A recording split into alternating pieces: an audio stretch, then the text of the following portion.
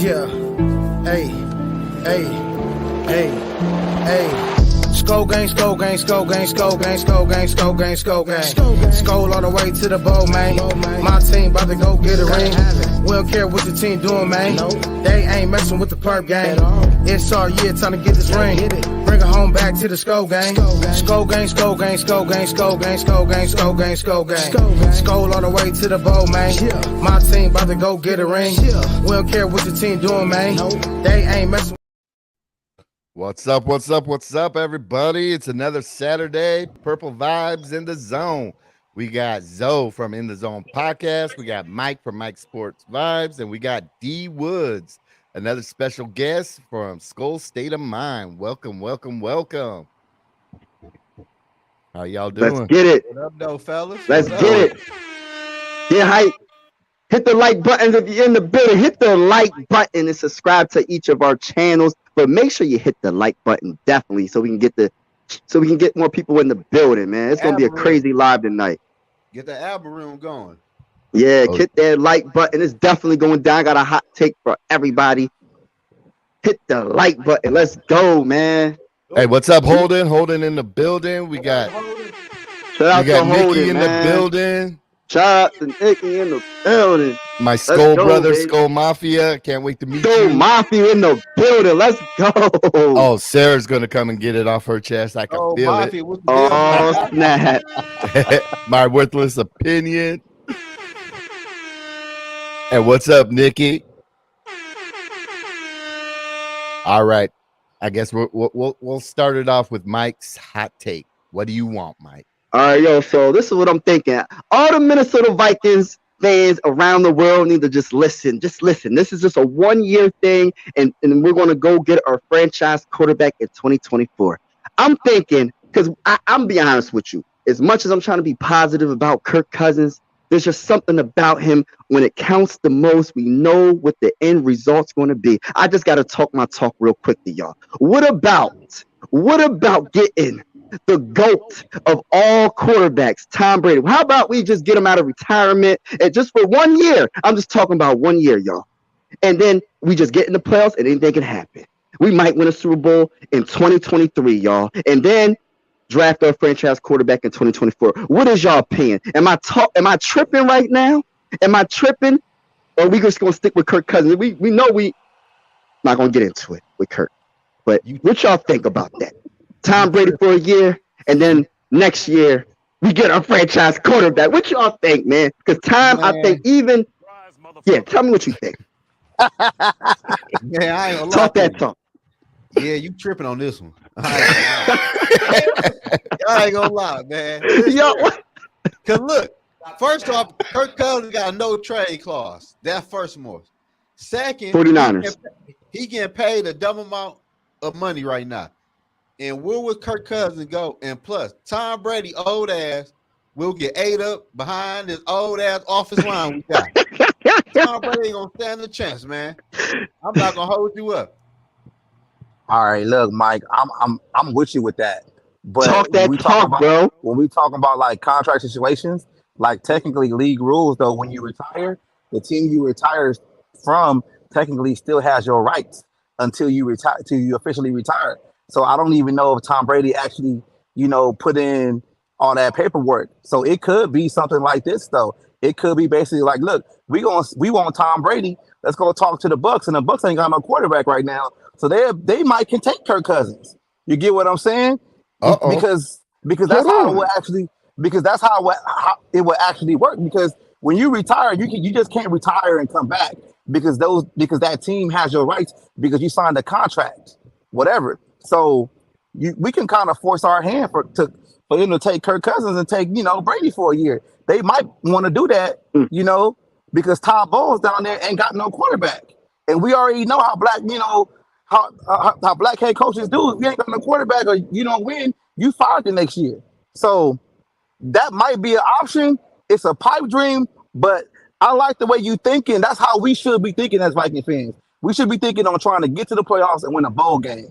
That's how we should be thinking. So, I mean, it's possible. It's possible. So, Mike, I'm with you with that. I got one thing to say real quick. So, what if? So All the Minnesota Viking fans that's in the chat that's watching right now. All right, so what do you think the opposing defense will fear more? Kirk Cousins right now or Tom Brady come out of retirement playing in the playoffs? And I guarantee you most of y'all going to say Tom Brady. I don't care about the age because I know for a fact he's still in shape for the most part. And I know that, I mean, he's a baller when it counts the most, man. He's a baller. In the playoffs, he's a baller. More than Kirk. What's the Kirk record in the playoffs, right? What's Kirk record? And then compare Tom Brady. That's all I got to say. It's a whole damn season. You know what I mean? I'm just saying, bro. It's a whole damn season compared to that's Brady wins alone is enough for a whole season. Justin Jefferson. Oh my gosh, you think he did good? The only with thing I would Kirk be worried Cousins? about with Tom Brady as of right now, with his age, is actually getting the ball down the field consistently. Because we can kind of see he lost a little bit of the zip down the field. But when it comes to those, short routes or shit like that, I think he still can do it. But shit, it's Tom Brady. He the greatest of all time. So just listen here, man.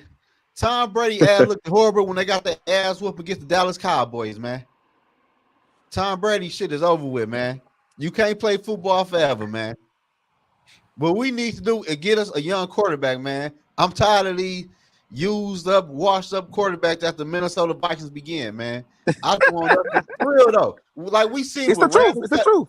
We see with Randall Cunningham, with Sam Bradford, with Donovan McNabb, not Kirk Cousins, Brett Favre.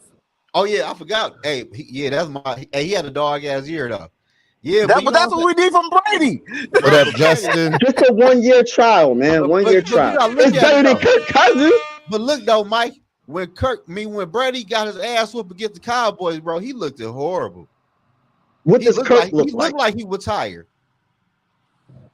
He looked like he was tired out there, man. And the Cowboys beat their ass. And the Cowboys wasn't even good.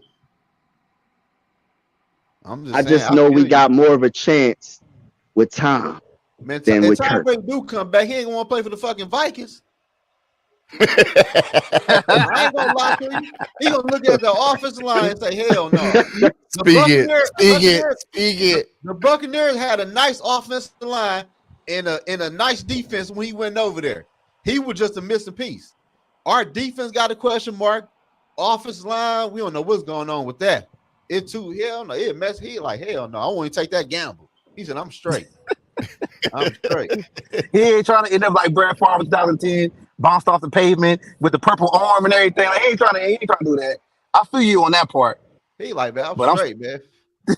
I feel Mike though, but shit, he like, man. Yeah, I feel him. I like his thinking. But my thing is, why we just hold up. My Skull Brothers in the building right now. Purple Pocket Podcast, RAP. Let's go, dog. Let's just party. Let's have fun. A night to remember. Let's get drunk. Let's take.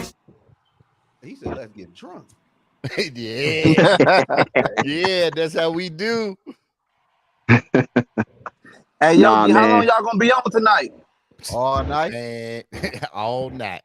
All right, because I'm gonna go back in this party real quick, and I'm gonna tap back in though. I'm gonna be listening the whole time. All right, sounds good, my dude. What you gotta say? Man, just be ready. That's all I was saying. Jerry. I know. But yeah, man, I don't know, man. I feel you just tired of Kirk, bro. Yeah, I'm trying to be optimistic with Kirk, but I just feel like no matter how good his season's going to be, I just got a bad feeling he's just going to they're gonna be the same shit, man. F it up when it counts the most. Hey, and I'd rather take a chance with Tom that out of retirement. What Tom, 50 years old now? I'm so desperate. I would take a chance with Tom Brady. Right. And I know he will do something in the playoffs, maybe. He'll do more than with Kirk. Well, everybody's gonna say the defense. Everybody's gonna say, oh, the defense was trash. That's true. But I know Tom Brady would have threw it up to Justin Jefferson. I knew he would have done that. Yeah, any quarterback would have did that. No, not Kirk. But my thing is though, you say you would choose Tom Brady. Would Tom Brady choose our ass? Right. That's the question. But wasn't there rumors though? I could have sworn there was rumors before he went to the Bucks that he was thinking about going to the Vikings. I ain't never seen that one. I think I seen it. I don't know. I might be tripping with that, but I think I seen it though. You might have made that one up, Mike. I forgot who posted Yo, it. because we had who did we have, man? We had a trying to think. What year did he go to the Bucks? What year did he go to the 2020, Bucks? the Kobe year. 2020. Oh, dang. Yeah. I'm trying to think of we had a squad, man. But I think we gave Kirk a contract before then, though. If I'm not mistaken. Stephon did yeah, you're right. You're right. I know for a fact Zimmer would have loved Tom Brady. Yeah, Zimmer would have loved Tom Brady. Because Zimmer couldn't talk that shit to Tom Brady. No, you ain't. Yeah, What you gonna tell me? I got this. You fix your regular ass defense. Right. Yo, we would have won a Super Bowl, yo. I think if Kirk would have came instead of Kirk, we would have won a damn Super Bowl. Excuse my language, but I really feel that way, y'all. Oh yeah, I really do. Oh yeah, facts. No, I feel you, but I think we would have won a Super Bowl. Oh yeah, facts. They should have been aggressive. What up, Sarah's in the y'all? building. Sarah in the building. What you got to get off of Talk your that talk, chest? Sarah. Talk that talk. I'm driving right now, so I'm just gonna listen until I get to the gas station, and then I will go off. All right, sounds good.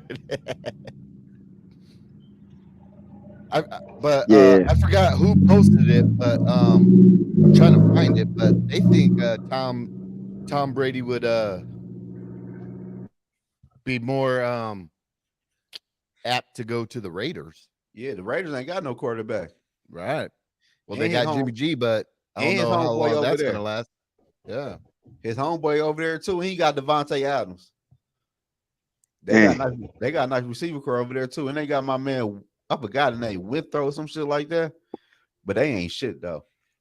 They don't got what we got. They don't got Justin Jefferson. They don't got T.J. Hawkinson. They don't got Jordan Addison. They don't got Madison. They don't got KJ Osborne. But you also they don't got the people we got. Tom Brady sounds like a part owner of the Raiders though. Oh, he is? Yeah, he got money in them. He invested in the Raiders. Man, shit. Beat the Raiders. Get a Super Bowl. Imagine if Tom Brady got his 8th Super Bowl in Minnesota, there would be no debate. You know what I mean? There'll be no debate. You get the first Super Bowl in Minnesota Viking history. Come on, man. There's levels. There ain't nobody gonna ever pass Tom Brady if he ever did it. Brady is buying a stake in the race. Okay, he is. All right. Yeah, I do with something like that. But I feel you though, but man, I just want us to I know I'm just no, I feel you though. Shit. I'm at the point, man. I don't give a fuck who I don't care who our quarterback is beside Kirk.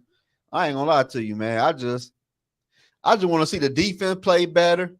I want to see what Ja look like.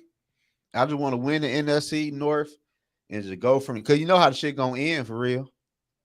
I hope we get the number 1 seed. We need to get the number 1 seed because I got faith in Kirk can win 2 games at the crib. You think so? Man, if so? He might even with an improved defense, I don't know. But I don't. Yeah, you know what I'm saying. I don't know, but I don't know. Tom, Kirk. See, I'm thinking Tom. Kirk. I don't know. I gotta see it, man. I gotta see it for 2 seasons in a row that he can do what he did. He came back so many games, man. Wait. Why you say 2 seasons? This is last season. I don't give a fuck what he do. This is last. No.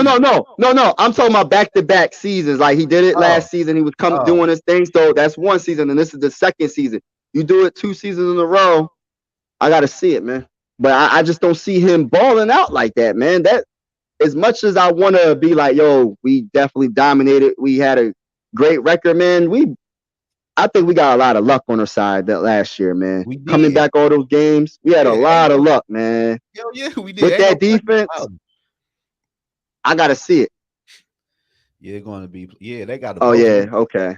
Oh damn. So it's a lot of stuff. Raiders. Yeah, it's over with, man. You dealing with Kirk this year, man. Go get your Kirk Cousins. Real Kirk. That's my quarterback, man. That's I kid. That's my quarterback, and I'm sticking with him. Drop shot. Jake just killed your dreams. How you? What'd he say? He's going. Oh shit. Oh yeah. I just say this, Yogi. I just say the NFL draft, man. It's gonna be this year is a deep class of quarterbacks. We just need to move up to number 8, 10, 11, 5, whatever the cases be, and fuck them draft picks. Fuck it.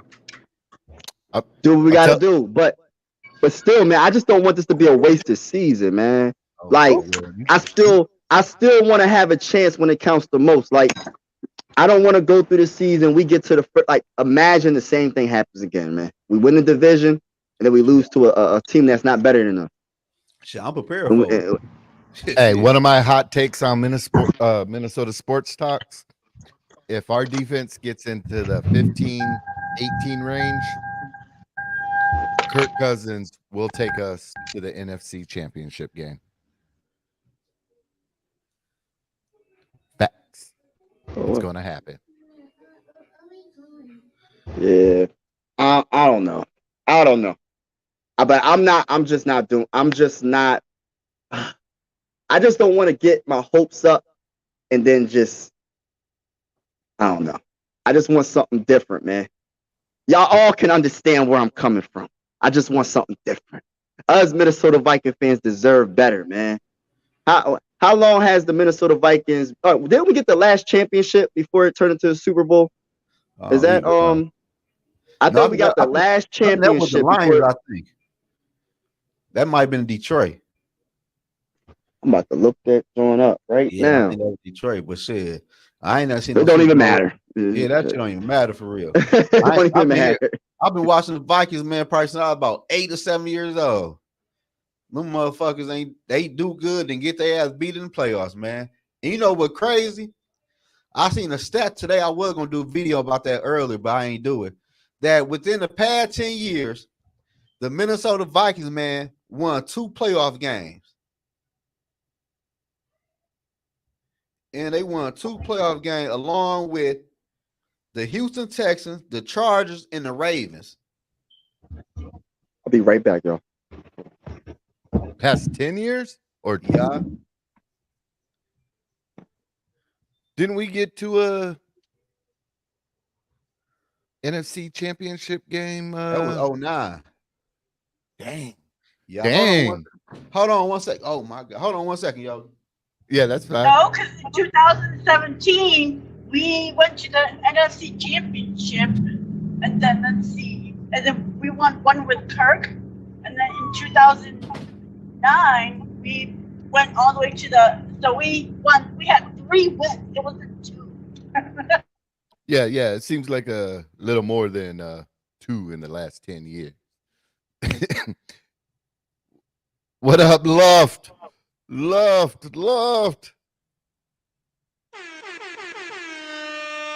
Hey, Luft, you're about to get the link. Hold on. If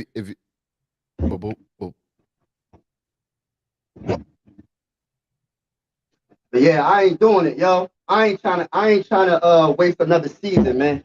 I ain't trying to waste no more seasons, man. Us Minnesota Vikings fans, we need all the hope we can get. I am tired of losing. And by the way, it's another thing we got to talk about as Minnesota Viking fans. Greg Joseph is our field goal kicker, right? Greg Joseph. Do y'all know how many extra points he missed last season? How many you think he missed, Yogi? 8. Close. He missed almost a full dang on touchdown. He missed 5 extra points. So we got to worry about that too, because I just feel like when you need him the most, he just misses a dang on extra point. It seemed like he missed 10, but only said 5. It seemed like he missed 10, but he missed almost a full dang on touchdown. And I mean, so it's just like a lot of things went our way that last season. For us to win 13 games, was it 13 games? Was it 12? 13. Yeah. A lot of things went our way, man. What up, Too Evil? Yo, shout out to Too Evil in the building. Hey, Too Evil said a little off topic, but Mike, your 76ers are getting cat. Hey, yo, Too Evil, stop the cat, bro. Like, we not doing that, bro. We don't even want cat. Cat too soft. He too soft. Joel Embiid is soft, but dang, cat is super soft. On another level. Yeah, he's super. He cotton candy soft. Like, I'm cool. I'm cool on that, bro. But I was listening to what you and Rap was talking about who someone brought up 3 first-round picks for Justin Jefferson. Yeah, that was D And Woods. D Woods was saying that. Oh yeah. That's right. Yeah, that's right. I'm. It's a hard. It's a hard no. It's a hard no for me, man. As much as I would like to, I still look at it like this, man. You got your franchise. You got a all time wide receiver right now. Just sacrifice your first round picks to move up in the draft. Don't get rid of your best wide receiver that can help your young quarterback. You know what I mean? I just wouldn't do it. I still wouldn't do it. I know it sounds crazy because you're like, oh, for all these first round picks, but it doesn't mean the first round picks are going to plan out. That is true. Doesn't mean they're going to plan out. Like we know, we all know that first round picks don't plan out.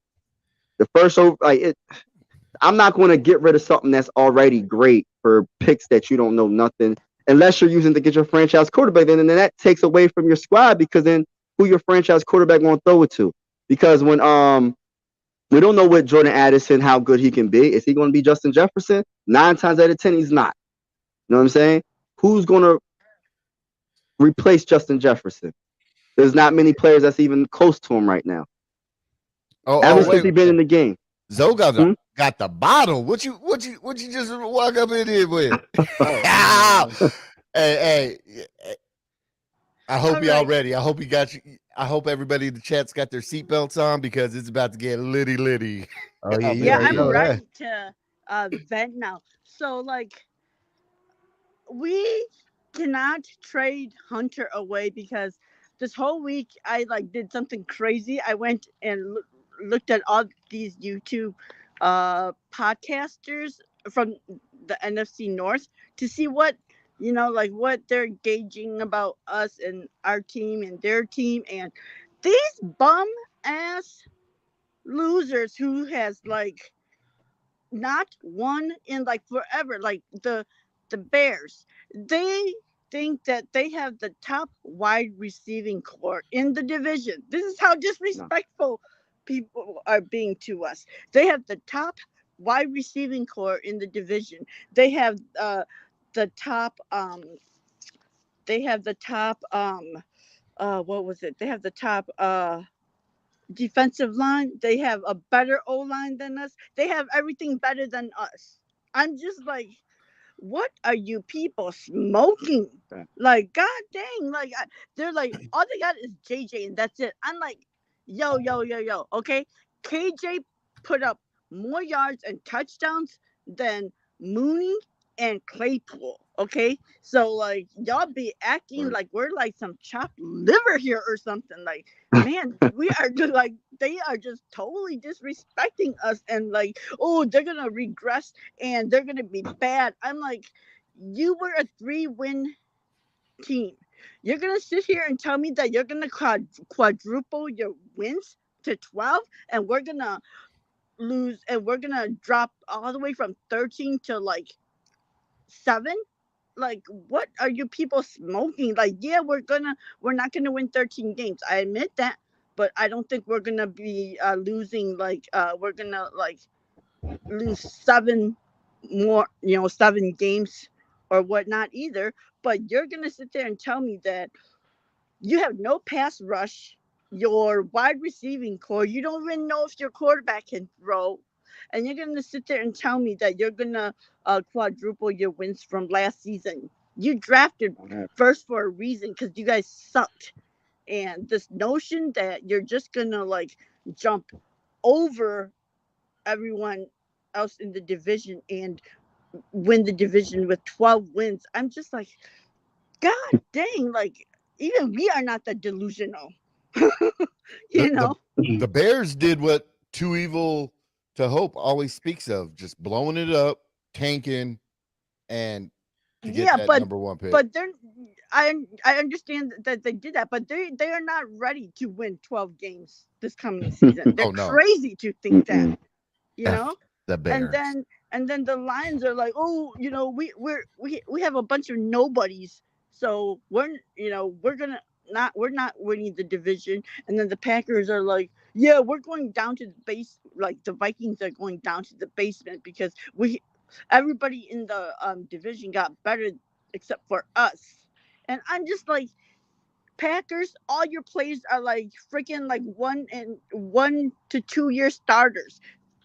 How are you gonna sit there and say that you are better than us? Our offense is gonna be able to outscore your offense, and your defense is like, yeah, on paper you have a top 10 paper defense, but I mean last year your defense underperformed, and so I don't know how your defense is going to be. I don't know how our defense is going to be. Nobody knows how any of our defenses are going to be because we all sucked last year. Yeah, we all got pieces here and there, but no one knows how it's going to turn out and whatnot. And some of the That other teams, yeah, they have better players on paper, but that doesn't necessarily translate to that they're going to like be able to put it all together, because you can have a team of superstars, but if they can't gel, it's going to be useless anyways.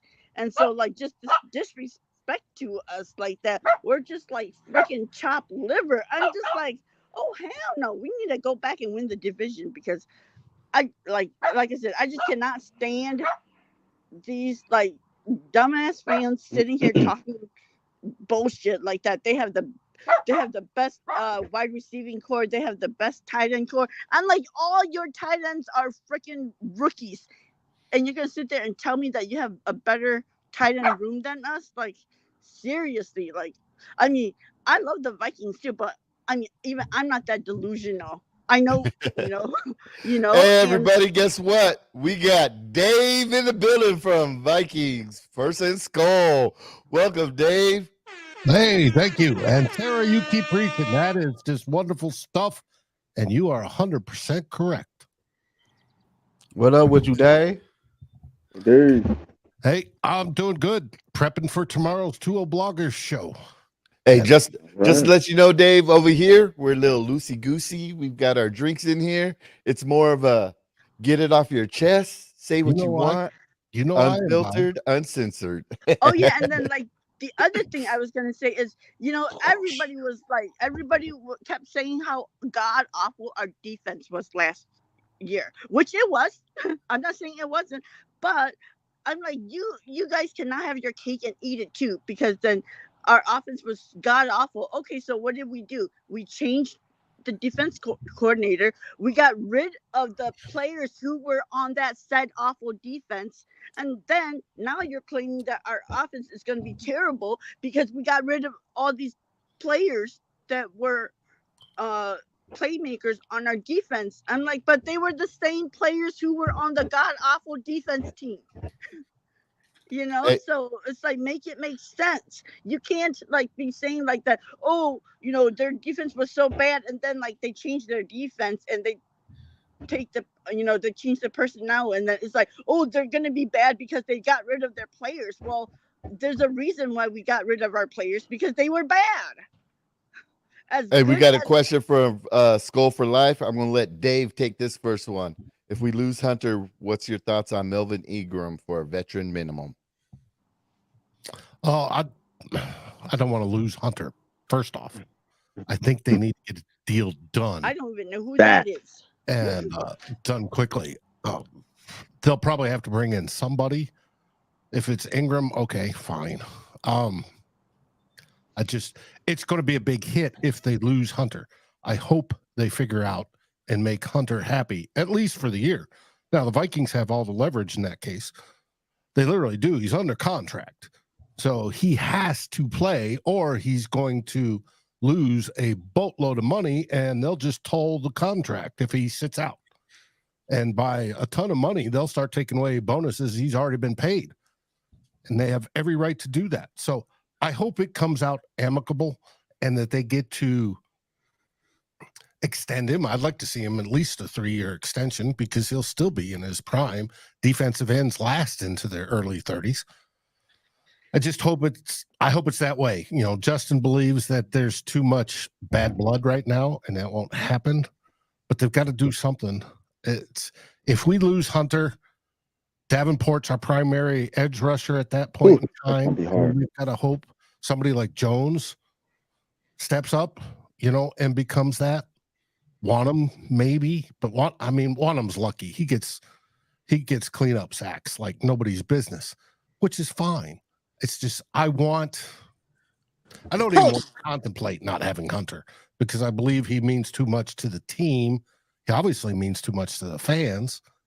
And so until it happens, until we get to that point, we'll be talking about it, of course, but I don't want to see it happen. I want to see the front office and Daniil come to an agreement and at least play this year. If not, my preference is at least a 3 or 4 year extension, and I'd be happy. Yeah, in a perfect world, I would love that because selfish reasons, that'd be the perfect time frame for my nephew from LSU to replace Hunter. But that's just me. Going from one purple and gold team to another. Exactly. What about you, Zoe? What do you think about that, Mike Ingram? Man, I like that one DN we had before. Mike did a video about him. He played in Minnesota before. Nuka wasn't Yannick. Yannick Ngakwe. Yeah, he had 9.5 sacks last year. Hunter want to get paid. If Hunter don't get a new contract, he will sit out. He only do $5 million this year. So I don't really think he gonna cry about no $5 million. Plus, if you don't want to be here, trade him. I won't give him no contract, honestly, though. I'd rather trade Hunter for whatever you're gonna trade him, bring him in for a 1-year deal, and keep pushing. Like so it's more than $5 million, as Dave brought up, because on one of his shows, he went to the letter of the law of the contract stuff. So even though Daniil Hunter got his bonuses front loaded, the team can actually go and get some of that money back that he's already been paid. So it's more than $5 million. So he can't just sit there and say, oh, it's just $5 million. That's a wash. Yeah. I'll sit out. The team could actually go back for some of that money he's already been paid. Is that true, of $11 million, and depending how it's read, it could be up to $18 million. They grab back. Yeah, you can, but honestly, do you want to do all that with a player though who really unsatisfied with his contract? Just trade him. I'd rather keep Hunter. If he don't want to be here, trade his ass. But it's not that he doesn't want to be here; it's that he wants to get paid. Right, and I don't want to pay Hunter no $17, no $20 million, whatever he's trying to get. I'd rather just trade him for a draft pick, move on. For real though, keep it pushing. He wants more than 20. He wants to be if not the top player, one of the top defense. Oh, he got to get traded then. He got to get traded. I feel him. Get your money. But I've been saying this since day one. Trade Hunter, get a draft pick, bring in Yannick. Why not trade him? Why you don't want to, Dave? The reason is because he's too good. That draft choice, you're not going to get above probably a 4th at this point in time, unless somebody gets desperate in the preseason and suddenly needs it and they're willing to offer at least a 1, which he would deserve.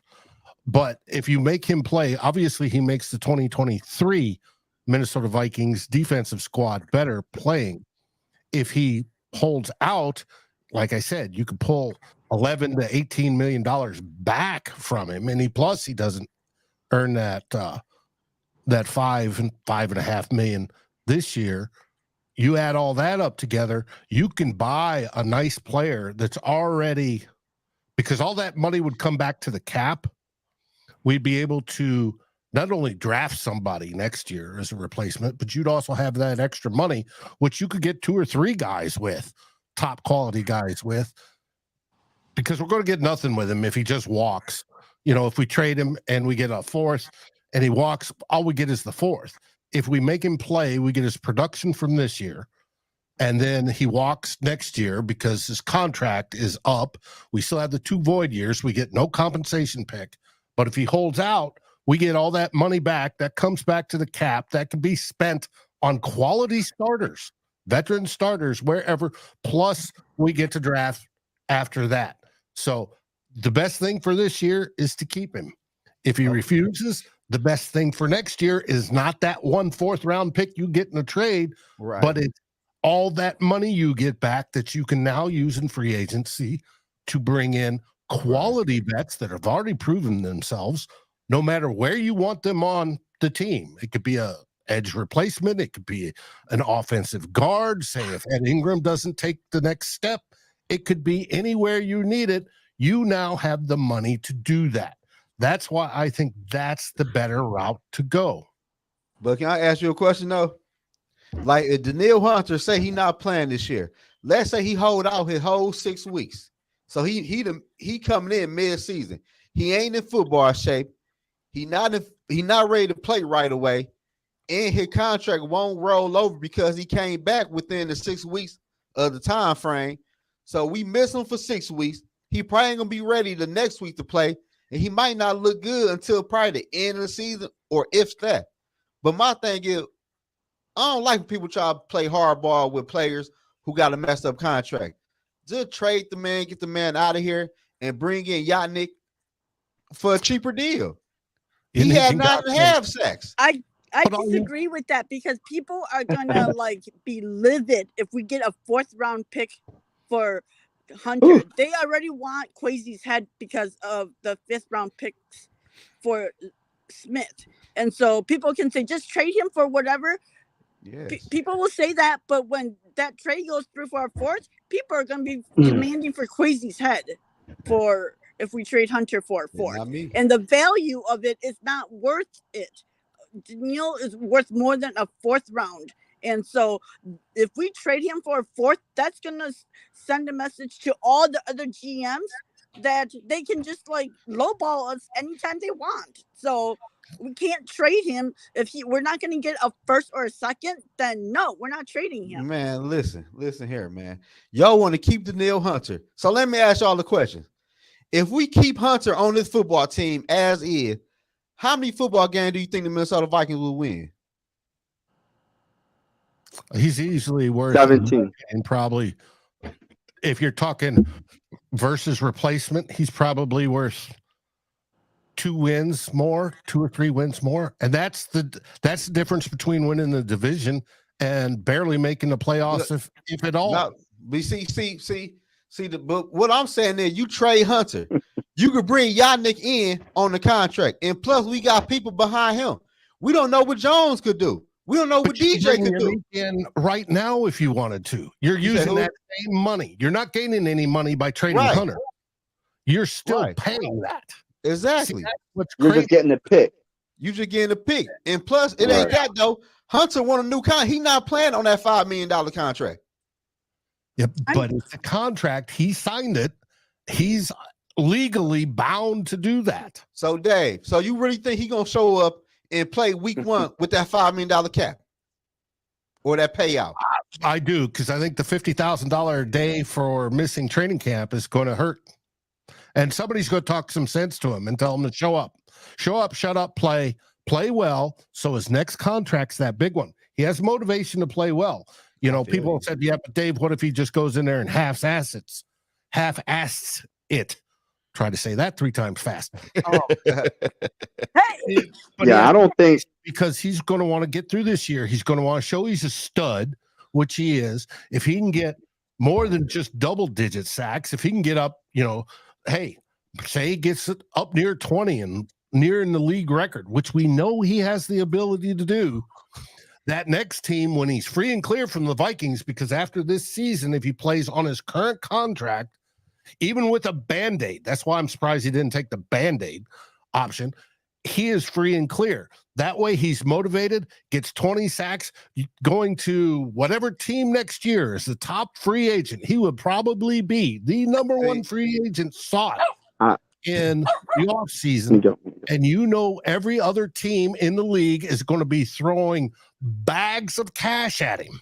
That's his motivation.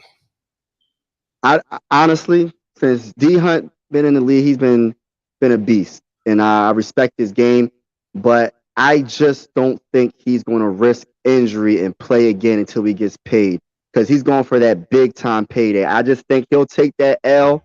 He'll take $5 million. What, 11? You said $1 million. It looks more like I think he'll take that sacrifice to make sure he's healthy for his next for the next team. I really do, because what if he does play and gets hurt? Then that just messes everything up. He plays for for $5 million. That just messes up his whole rest of his career. So I think he might literally just sit out and just take that L if he has to, unless the Minnesota Vikings get him some type of bonus. I don't know what they can do, but I honestly think I agree. I think he's just going to literally sit out. I don't, and I'm not trading him. If I'm going to trade him, it has to be somewhere like a second round pick. I'm sorry, I'm not accepting no fourth round pick for D Hunt after all he has done and what he's capable of. I just can't do it, man. Man, you got to remember, man, this ain't no blunt, for man. $5 million. He's not playing for $5 million. He's playing for the potential of $20 million. Right, that's what I'm saying. That's what I'm saying. That he might have to pay back, and the 5. So, but I'm just saying, if I'm going to lose $18 million, I'm playing. That's me. But what if his contract could be $60 million if he waits? And then if he does play, what if he gets hurt? Then you lose everything. It's a gamble because he already had a neck injury. Yeah, man. Listen, man. Hunter is. I'm just saying. Hunter is okay. He ain't no. What's my man from San Fran? What that DN from San Fran? Bosa. He ain't no Bosa or no TJ Watts. He okay now. We'll be okay with trade. We'll be okay. He's Jared Allen. He's Jared Allen. No, I'm joking. He ain't Jared Allen. No, he ain't Jared Allen. But man, the Minnesota Vikings, man, they got bigger issues than Danielle Hunter, man. Our offensive line is horrible. It's trash, bro. We talking about not horrible. It's Hunter. Trash. They talking about keeping Hunter. We need to fix the offensive line. We need to upgrade to Cleveland. Hey, shaking his head. What you? How? Defensive line and offensive line. We gotta be good on defensive line too. It's not as good as it should be, but it's not the worst in the league either. Man, when we played the Cowboy beat our ass up front. Yeah, but when we played the Cowboys, we had backups in there too. It wasn't starters either. How many starters did we lose? We lost last year. Darisaw with concussions, and then we lost O'Neal with a and Bradbury, the torn Achilles, and Bradbury too, right? Was that game he tore his Achilles? Yeah, the game and we lost Bradbury. Darisaw was out for the Cowboys game, and so Blake Brandel or whatever came in for. Okay, so they got injured against the Cowboys, right? So did they get injured when we played the Eagles? No, I don't think they did. No, they didn't. All line was intact. The Eagles game, we had every chance to come back in that game because we were not blown out. It was 24-7. They took it easy. Yeah, they knew Minnesota couldn't move the damn football. I'm just saying we still had an opportunity to come back in that game. What game? I ain't watched that game. Man, the Minnesota. Listen here, man. The Minnesota Vikings offensive line suck against good defensive line. That's a fact. I'm not lying or making it up. When we play a good defensive line, it throw our whole offense off because they can't block their ass up front.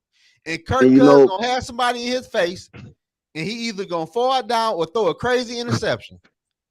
We can't block no crazy defensive line. We are not built for a power game. And when you're talking about going against big defensive lines like the Eagles, like Dallas, right? Those are some of those San Francisco 49ers. Yep. They have problems with that, especially in the interior.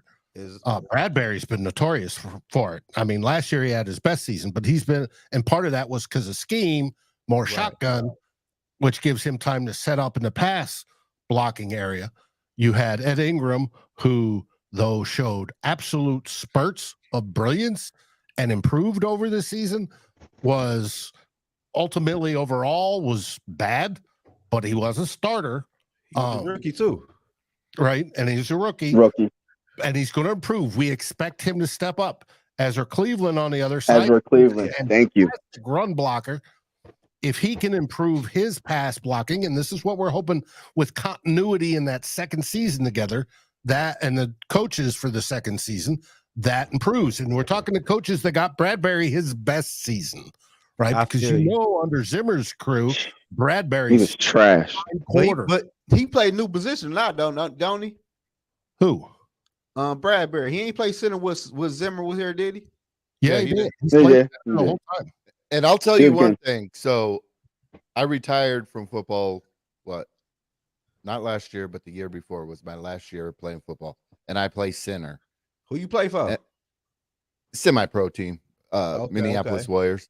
But when you have the same 5 guys on the line, the first year you could be crap. But the next year, after you guys start working on signals and working on double teams to the next to the secondary or to the linebackers, once you start working out those kinks and start knowing what the other when at center, once I can know that my right guard or my left guard can anticipate what I'm going to do and I could direct them on what they're going to do, it does make a world of difference. That's why I'm going to give them the benefit of the doubt with Kwesi bringing the same guys back, because that extra time working together, you build that, okay, such and such is shifted to the left. I know he's going to peel off, get to the linebacker, and I'm going to hold this block. So that's what I'm hoping for on that. That That's sounds just good. I think having Jordan Addison is going to also help out the O line, because then he's quick, and so them being able to develop plays faster, Kirk will be able to get the ball out faster. One of the reasons why Kirk kept getting sacked is because he's waiting for JJ to develop. He's waiting for the play to develop, and it's going to take like a few more seconds and whatnot. So yeah, he's going to get sacked. But with Jordan Addison coming in, he's got speed, and he's going to come in and take some of the routes that Adam Thielen couldn't run for the life of him. And so it's going to help Kirk get the ball out quicker too. But Hey, right, Mary. I agree. Mary's in the building, y'all. What's Shout going out to on, Mary. Mary? But look though, Yogi, y'all said when we lost some offensive line, we looked bad against the Eagles, right? I mean, against the Cowboys. But listen, offensive linemen go down. Our backups ain't look like backups when we put their ass in. They ain't look like they ain't know what they was doing. And we ain't bringing no offensive linemen to back up anybody just in case somebody go down. So if we lose one offensive lineman, it's over with. Like, we ain't bringing no offensive lineman help the starters for real. That's why I want to trade for Patrick McCarry from the Ravens so bad. We need to trade for somebody, because that man can shit I play seen- center, guard, and tackle. the shit I seen last year. If Minnesota rolled that same offensive line, I feel you on the they play together more. I feel you, but Cleveland, I done seen people push his ass back too many times. I don't know how stronger he got in the offseason or whatever, but we need to bring somebody in who could challenge him for his spot on the offensive line for real. Because we got 2 nice offensive linemen, and Bradbury, he got better. But Cleveland, I ain't got no faith in him for real. Not to go where I want Minnesota to go Pass for real. blocking or his run blocking? Huh? What part of Cleveland's game don't you like? The pass blocking. You know what I'm saying? I just seen a lot of people push him back. He all in Kirk Cousins. He just give me bad vibes. Once I see Kirk Cousins say hike and he drop back, I'm like, oh shit. You know what I'm saying? And look, he got so bad last year. Here we go. No, for real though. It got so bad last year. People were pulling people over Cleveland because they knew he was a weakened link on the offensive line. How much do you think Cleveland's going to make in his next contract? With who? If he plays tackle, a lot more. Well, this is his last final season with the Vikings. Yeah. Under this current contract, he's either going to get an extension or he's going to become a free agent. How much do you think he's going to get? I don't care what he get. I hope he don't be with Minnesota. Because I did the research for this. We're talking about it tomorrow on 2L Bloggers. Believe it or not, he's the number 10 Yeah, and PFF guard in the NFL. That's because his run blocking scores are so high. Right. Now, What about Well, no, his pass blocking scores, he sucks. Anything below 60 on a pass blocking score, you suck. And you can say that about all three of our interior guys. That's what our problem is. But because his score is so high in the composite, his total offensive score, he is the 10th ranked guard in the NFL right now. Man, and that's don't tell the full story. I know that. Listen here, man. That's is cap. That means next year when he becomes a free agent for 2024, somebody's going to throw at least $10 million a year at him. Somebody's going to make a mistake because the NFL, there's 32 teams that make mistakes every year. Man, the NFL Tony Bell in the building. The NFL is a passing league. I want somebody who could block somebody at least for 3 seconds. You feel me? Just 3 seconds. But it's and then we have to be sure Brian O'Neill's going to be all right. So that's another thing. So what if he can't play for some games because he's not all the way there? I think it goes. I think we got to start thinking about Kirk too. I mean, I know the offensive line isn't the best, but it's his job to make sure the ball comes out when it needs to come out, and it's his job to. I mean, he ain't the fastest man in the world, but I mean, buy yourself some time, Kirk. Bro. How about you run to the left or run to the right and look down the field or something? I don't know, but it's just like he has to be. He has to think faster instead of just sitting there and just like it's just it looks bad. I think especially that's why when out and got Oliver too to help with that. He can't help it. Yeah. He can't help in the trenches. He can. He's tight end, blocking tight end. But he's gonna be more on the outside, right? Right, versus the interior. But part of it's scheme. You're right. Mike's right about part of it's quarterback. This is what made part of it. The GOAT is so good, Tom Brady, is that he could, when the rush was coming up and you had your guys blocking and say the defender's coming to the right side, he could step to the left and he leverages his offensive lineman in front of him. Right? Kirk is never done that. Kirk's a statue. But when he slide your offensive line around, I don't know, man. I just feel like Kirk just don't got the mind to do all that, man. Like I just feel like he's just not the guy, man. And as much as our offensive line isn't the best this season, so he won't. He will not be after this season. I hope. Let's just wait until next season. I hope not. But that's the whole issue. We all know how Kirk is. That's why I'm dogging the offensive line. You know, Kirk. Hey, real quick. I just posted the link for Vikings First and Skull. Two old bloggers is on Sundays at 4 p.m. Central. Mm-hmm. All right, so you guys be sure to click on the link, and on Sundays 4 p.m. Central, tune in. It's a great show. All right. I do want to shout to Tony Bell, the machine. There's no better man that knows Vikings knowledge on this planet than Tony Bell. Oh, you know Tony? I know Tony. I know him in real life. He yeah. Tony's a great guy. Then we gotta have the running backs block. I'm not really sure how good Madison is when it comes to blocking a little bit. It's just a whole scheme thing, like you said. Everybody has to chip in. We know our offensive line's not the most consistent, and I'm just hoping Brian O'Neill is healthy, and I'm just hoping Ed Ingram steps his game up and takes another step into the right direction. I like Tony. Tony Bell said the same thing I've been saying. He worried about the offensive line. Well, the offensive line is a big deal, but we've had one coach right now. This is the second year. We know Zoen didn't care and had trash up there. It's going to take a while to get better. They weren't bad. I mean, they were pass blocking. They were bad. As a whole, they weren't bad. They were middle of the league last year, believe it or not.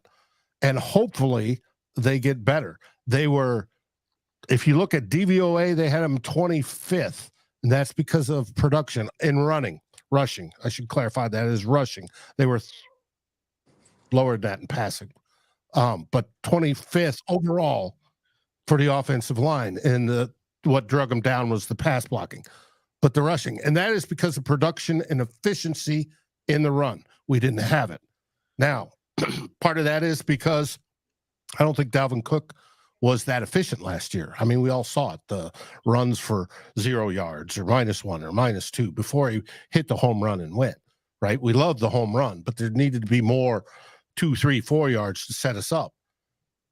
If that comes with this year's setup, with whether it be Madison and Crew, and I think it's going to be committee style, Madison and Crew, whether it's McBride or it's whomever behind him, I think we're going to do better. And the offensive line, by that, is going to step up.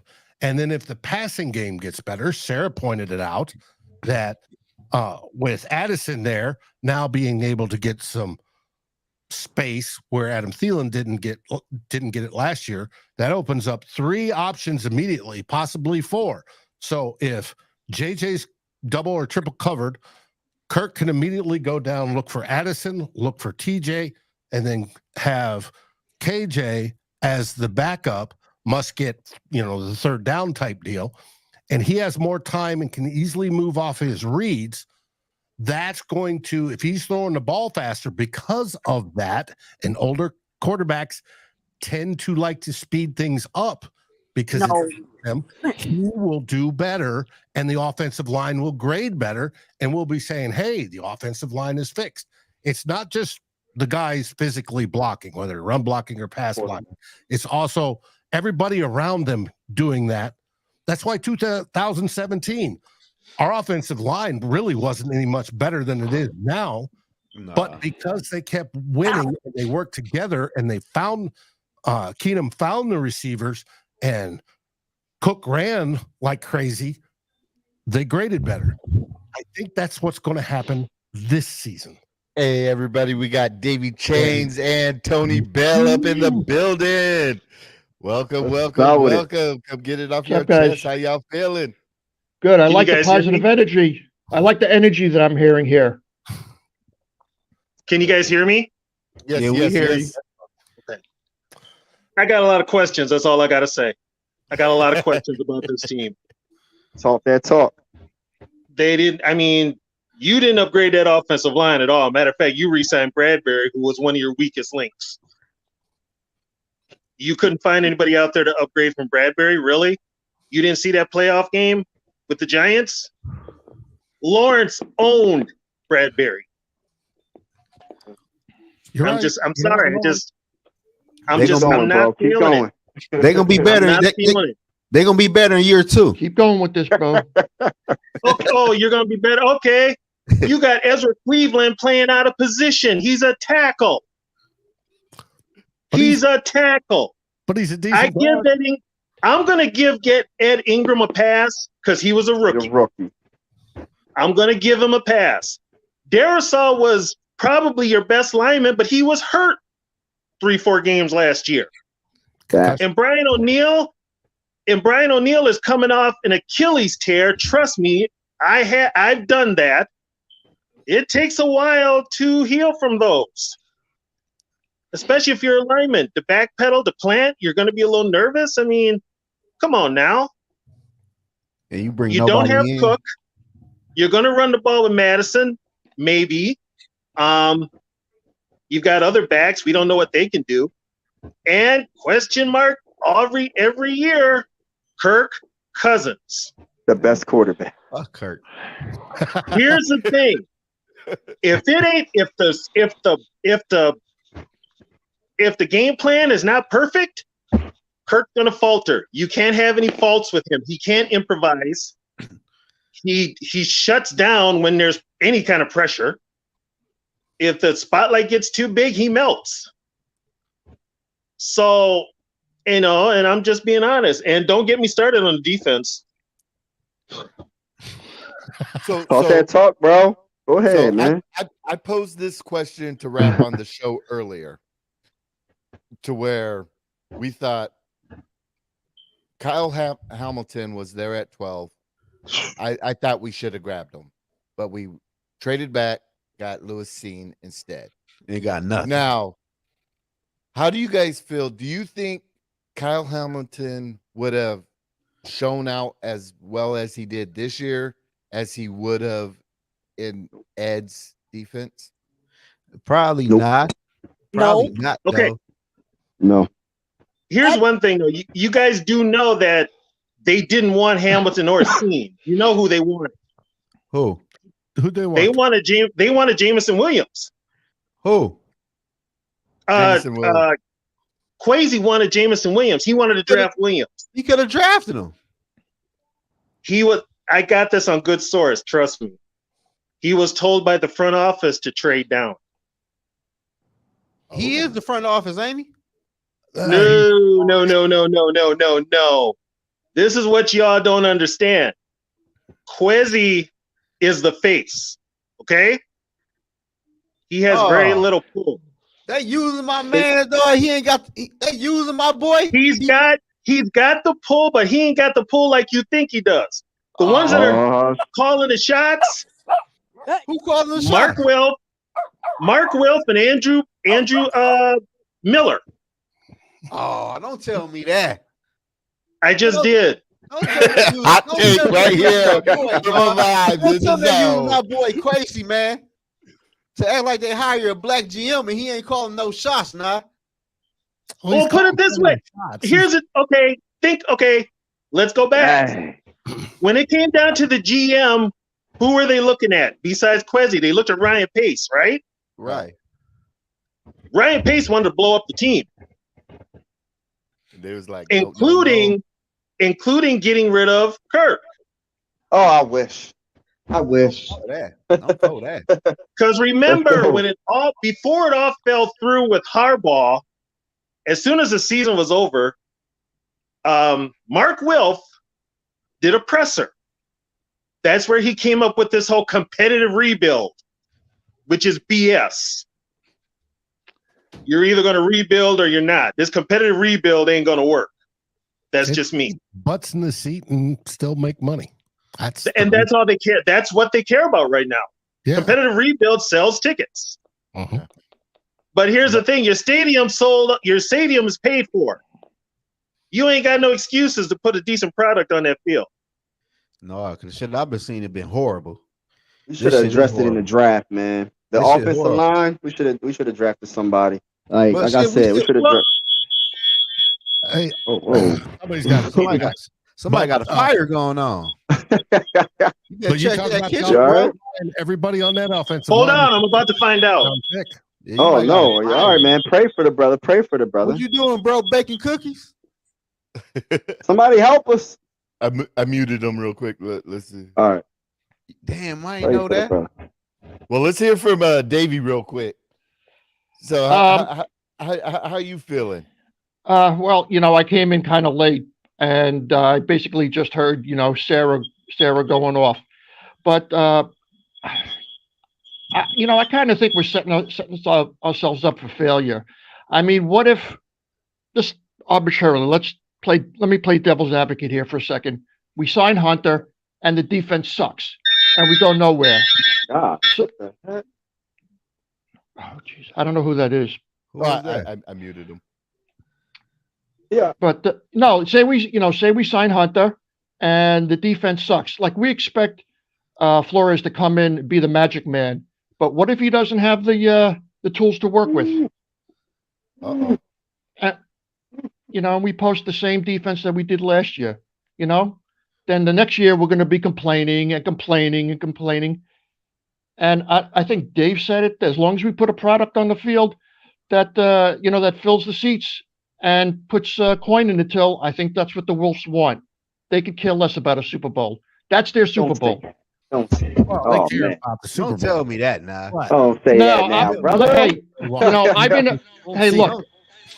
Look, I've been a fan since the '60s.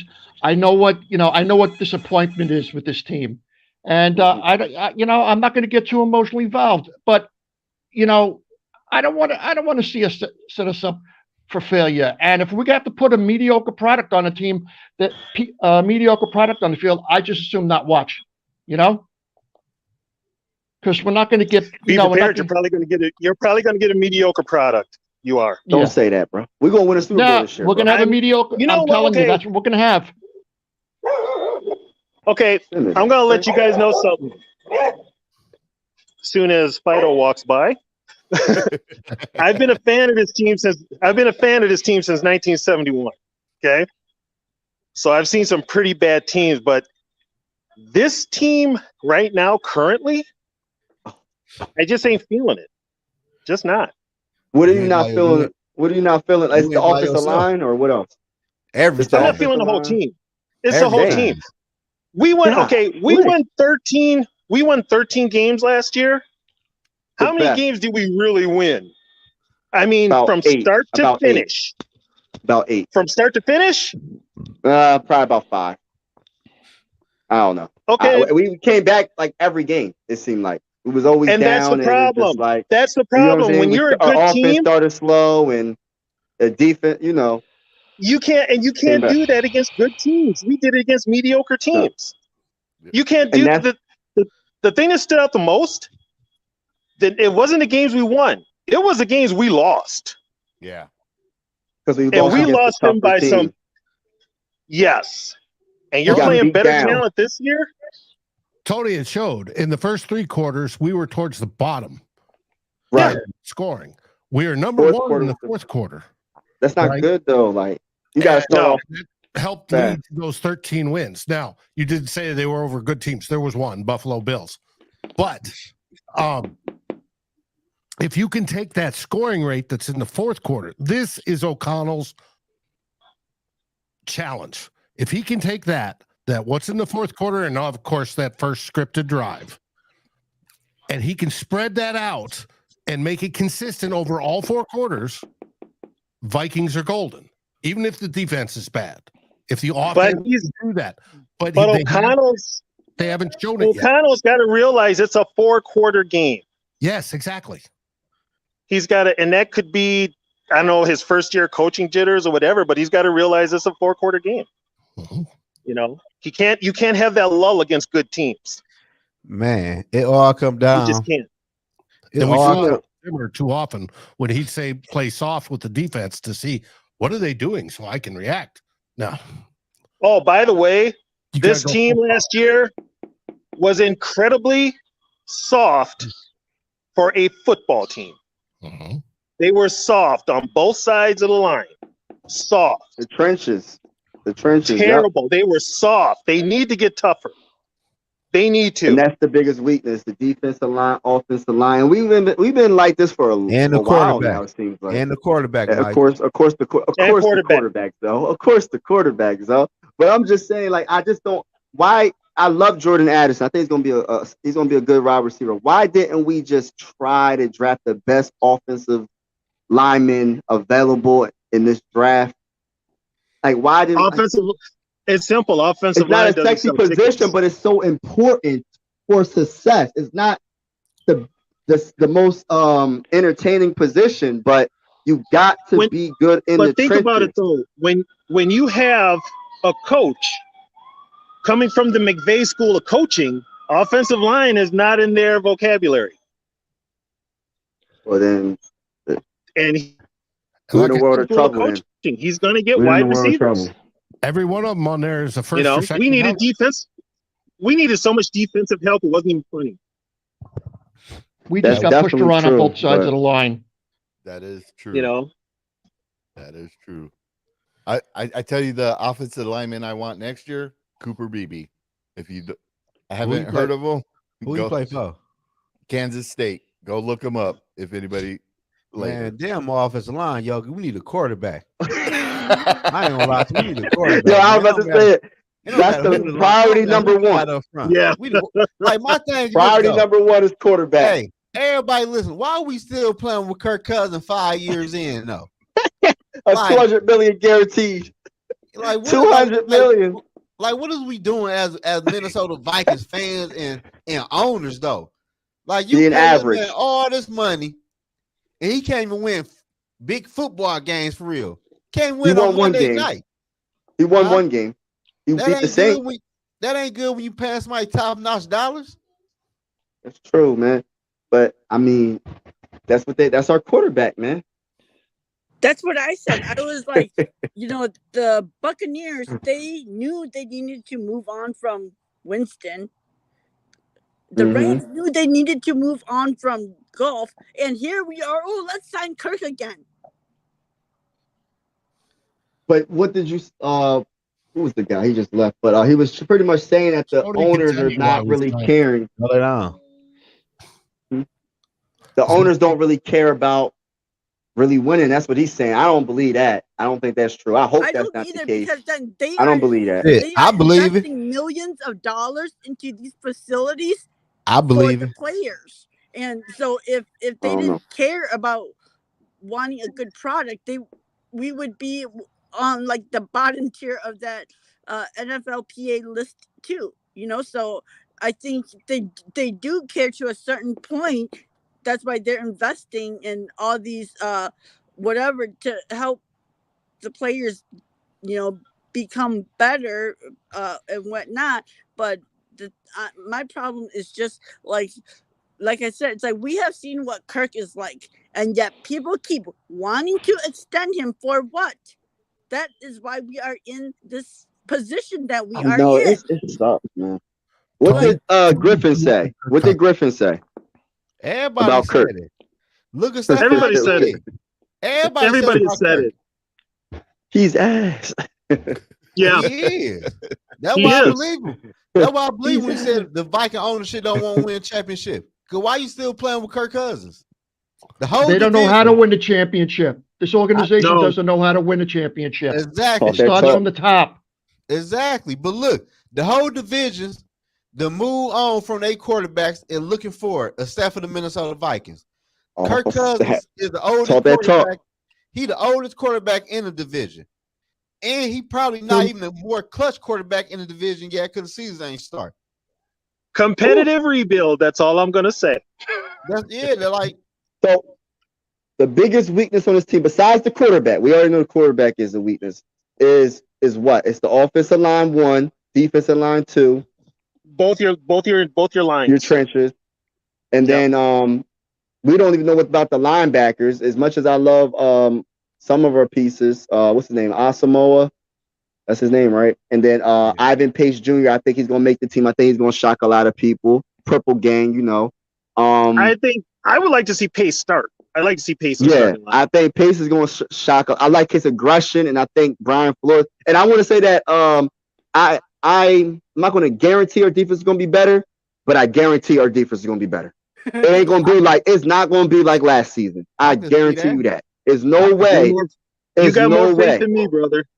There's no way. Even with like a lot of, even if D Hunt gets traded, and I hope he doesn't get traded, but even if he does, I think we're going to be in the mid-20s. Oh, that's not really that much of an improvement, but it's an improvement from what we had. You know what I mean?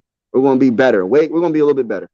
I think and it's up to Kirk. Is a very aggressive coordinator, and he's going to bring that attitude. He's going to bring it to this defense, because like I didn't see shit from Ed. Like, nothing. Oh well, 10 yards. That's cool. We'll just wait until they get all the way down to the red zone, and then because then the field is shorter for them to be able to make plays.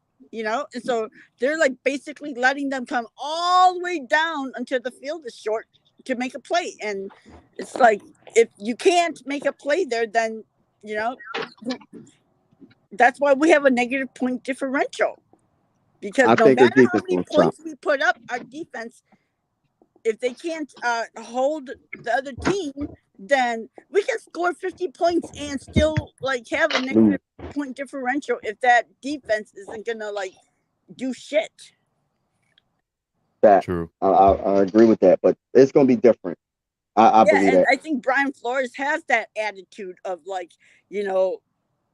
toughness and like whatever. So I because we were one of the least blitz teams in last year and whatnot, right. And it's like when couldn't get a sack. Like the games, like the Jets game, that first half we were playing a lot of man, and look what happened. We did good, but then he reverted back to let's drop back and give them like 400 yards, and so they scored all those points and went down the field like 300-400 yards in that second half. That first half, we played Oh. man, and so they couldn't do much against our defense. But I think with Flores, and he's not going to be passive like Ed and just waiting for a mistake to happen for the ball to come to them. He's going to go get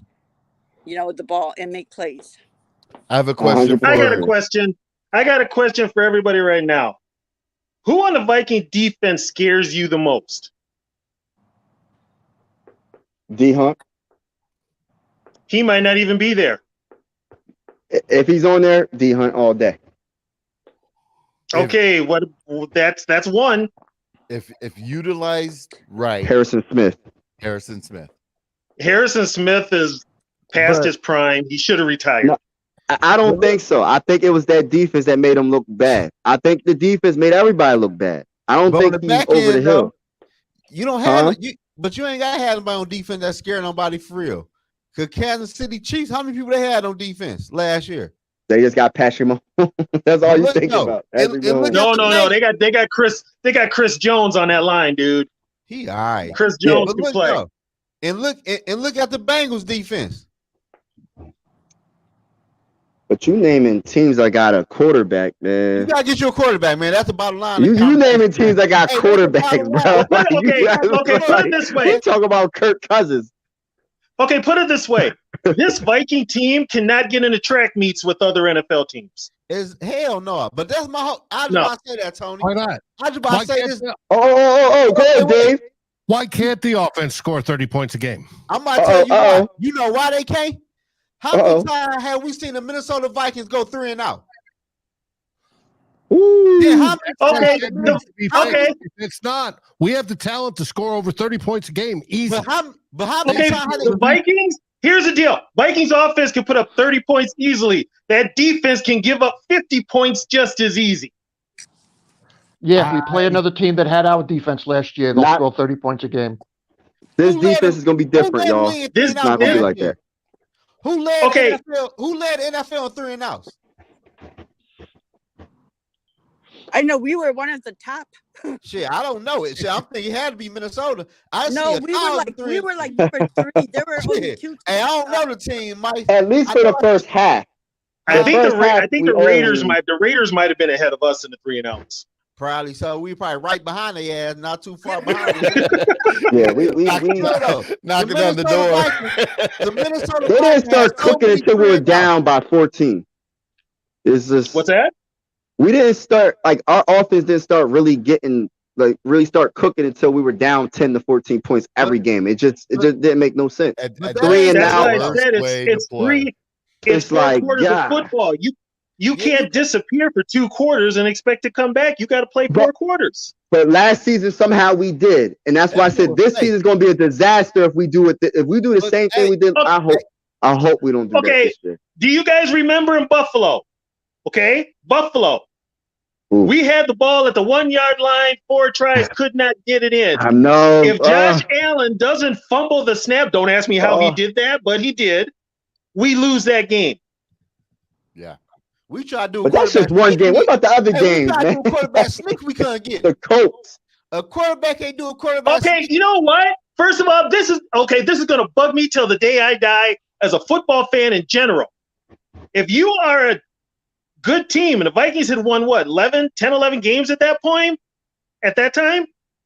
You do not give up 33 points in one half to a 4-win team with an interim head coach. Hey, that's what I was trying to say. No, you can't talk me off that ledge, brother. You can't do it. I was in church. I remember that Sunday. No.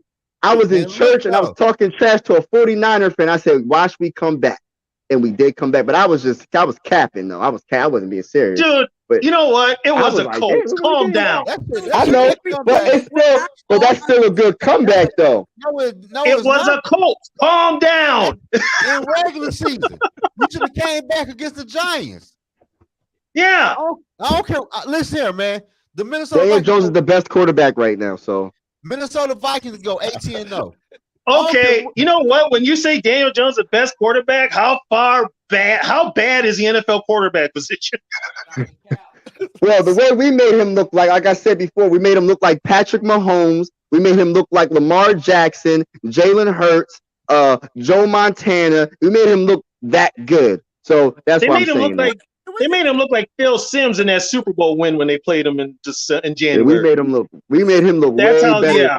And he got paid off of that too, y'all. He got paid off of that. Like all these, like Mike White is like the backup quarterback to like Tua now. Why? Because he looked freaking good playing against us. I would like the Mike. We should have. got Tua's a good quarterback, but he's got that concussion problem. And then Mac Jones, he looked like freaking Tom Brady 2.0. Like thank you. He played us. Thank you. Freaking like do shit. But the day he played us, it's like, oh my God, Tom Brady reincarnated. Yeah. Yes, he did. So let's not even mention how they made Dak Prescott look. I have a question for Davey, Tony, and Dave. If you were able to make one move right now, no holds barred, for the Vikings, what would it be? Oh. Realistic or just realistically? Realistic, or in your perfect world, this is what you would do to make the team better. Okay, speaking for me, this team needs so much help in the offensive and defensive lines, or the defense. That's where I look first. But we need a quarterback too. So for me, I honestly, I don't know. I don't know. It's hard to say. We've got too many. There's quite a few glaring needs on this team. And just one move I can't think of. How about you, Davey? I can't think of anything. I mean, off the top of my head, I would say sign Hunter, but there's no guarantee we'll sign Hunter. You know, other than that, I don't really know. There's too many holes here that need to be filled. I mean, we've got marginal players that are starting, and I think Flores has got his work cut out.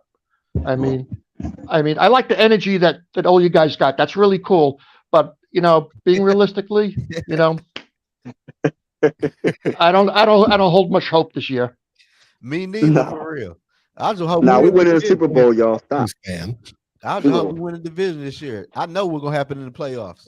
I ain't lying to you. I know we're gonna lose to somebody. It don't matter who we play. Realistically, as a Vikings fan, we need a quarterback that doesn't lose his power after 3 p.m. Yep. You know what? You know what nobody's mentioned is that we need to have a defense that can generate turnovers. And the past 5 years, we got no turnovers. Turnovers. If you got a good offense like we got, and get turnovers, that's more points. But we just cannot generate turnovers. Hey, you know, I got a question for all y'all. For Davey, for Dave, and Tony, and Sarah, and Mike, and Yogi too, though. Which quarterback do y'all want the Minnesota Vikings to draft next year?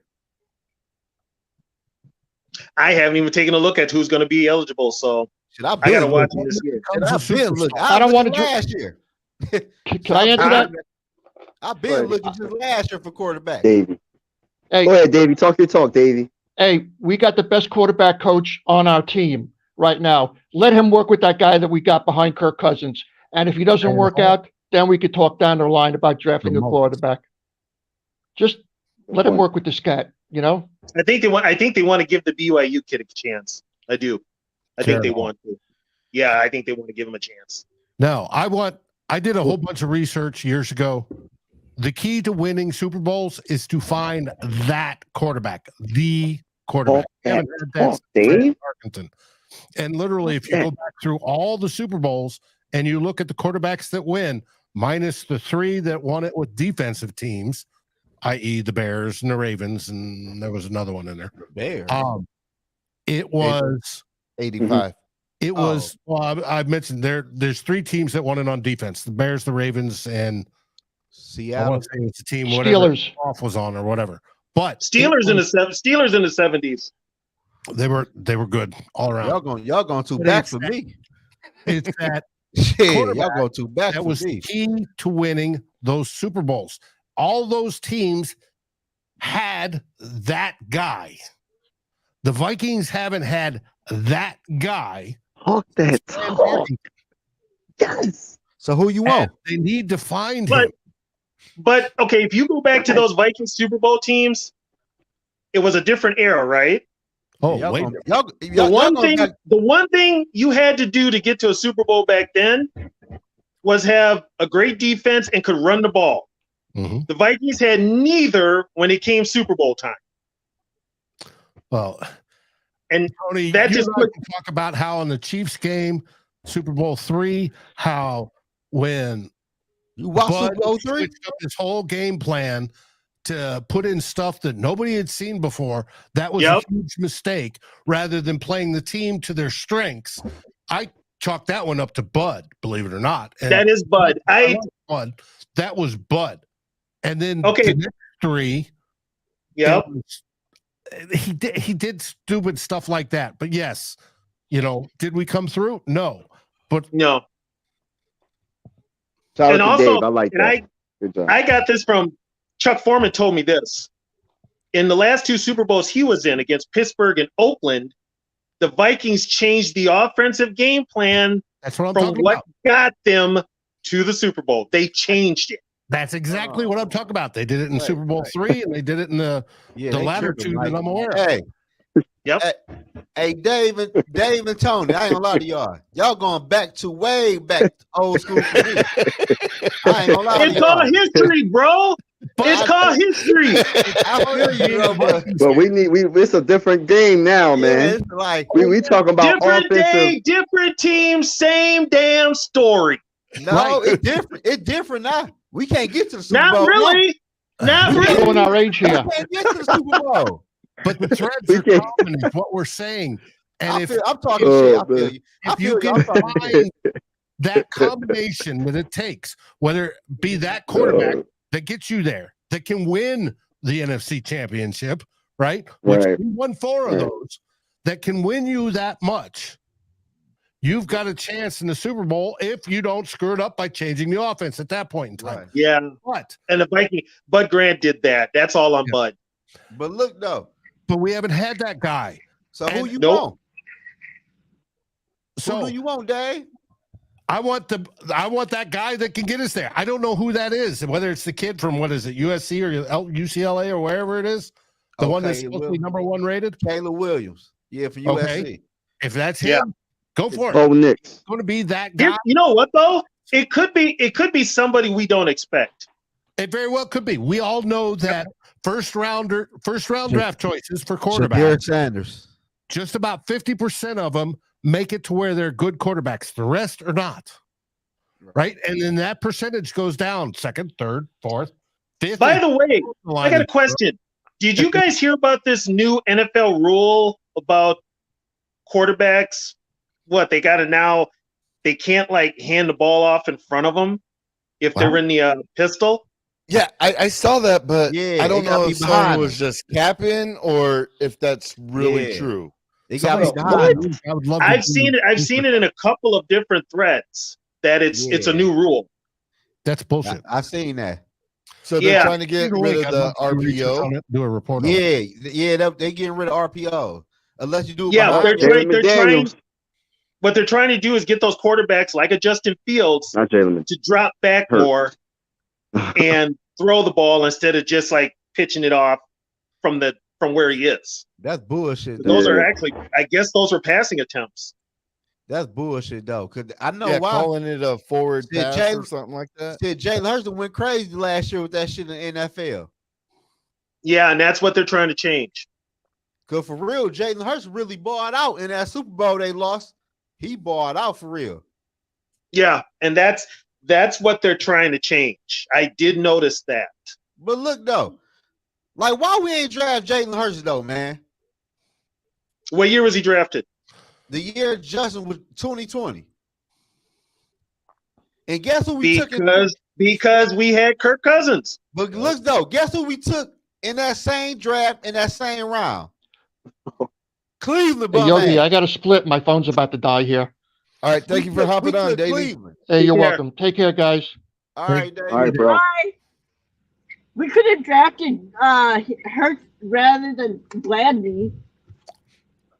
Yeah, but we Well, thought Gladney was they- going to be good. They didn't draft anybody that would make Kirk antsy. And when I say that, they didn't draft anybody that would threaten Kirk. Kirk is fine as long as he's not threatened. How do you think what's his name kept a job? He was no threat. Correct.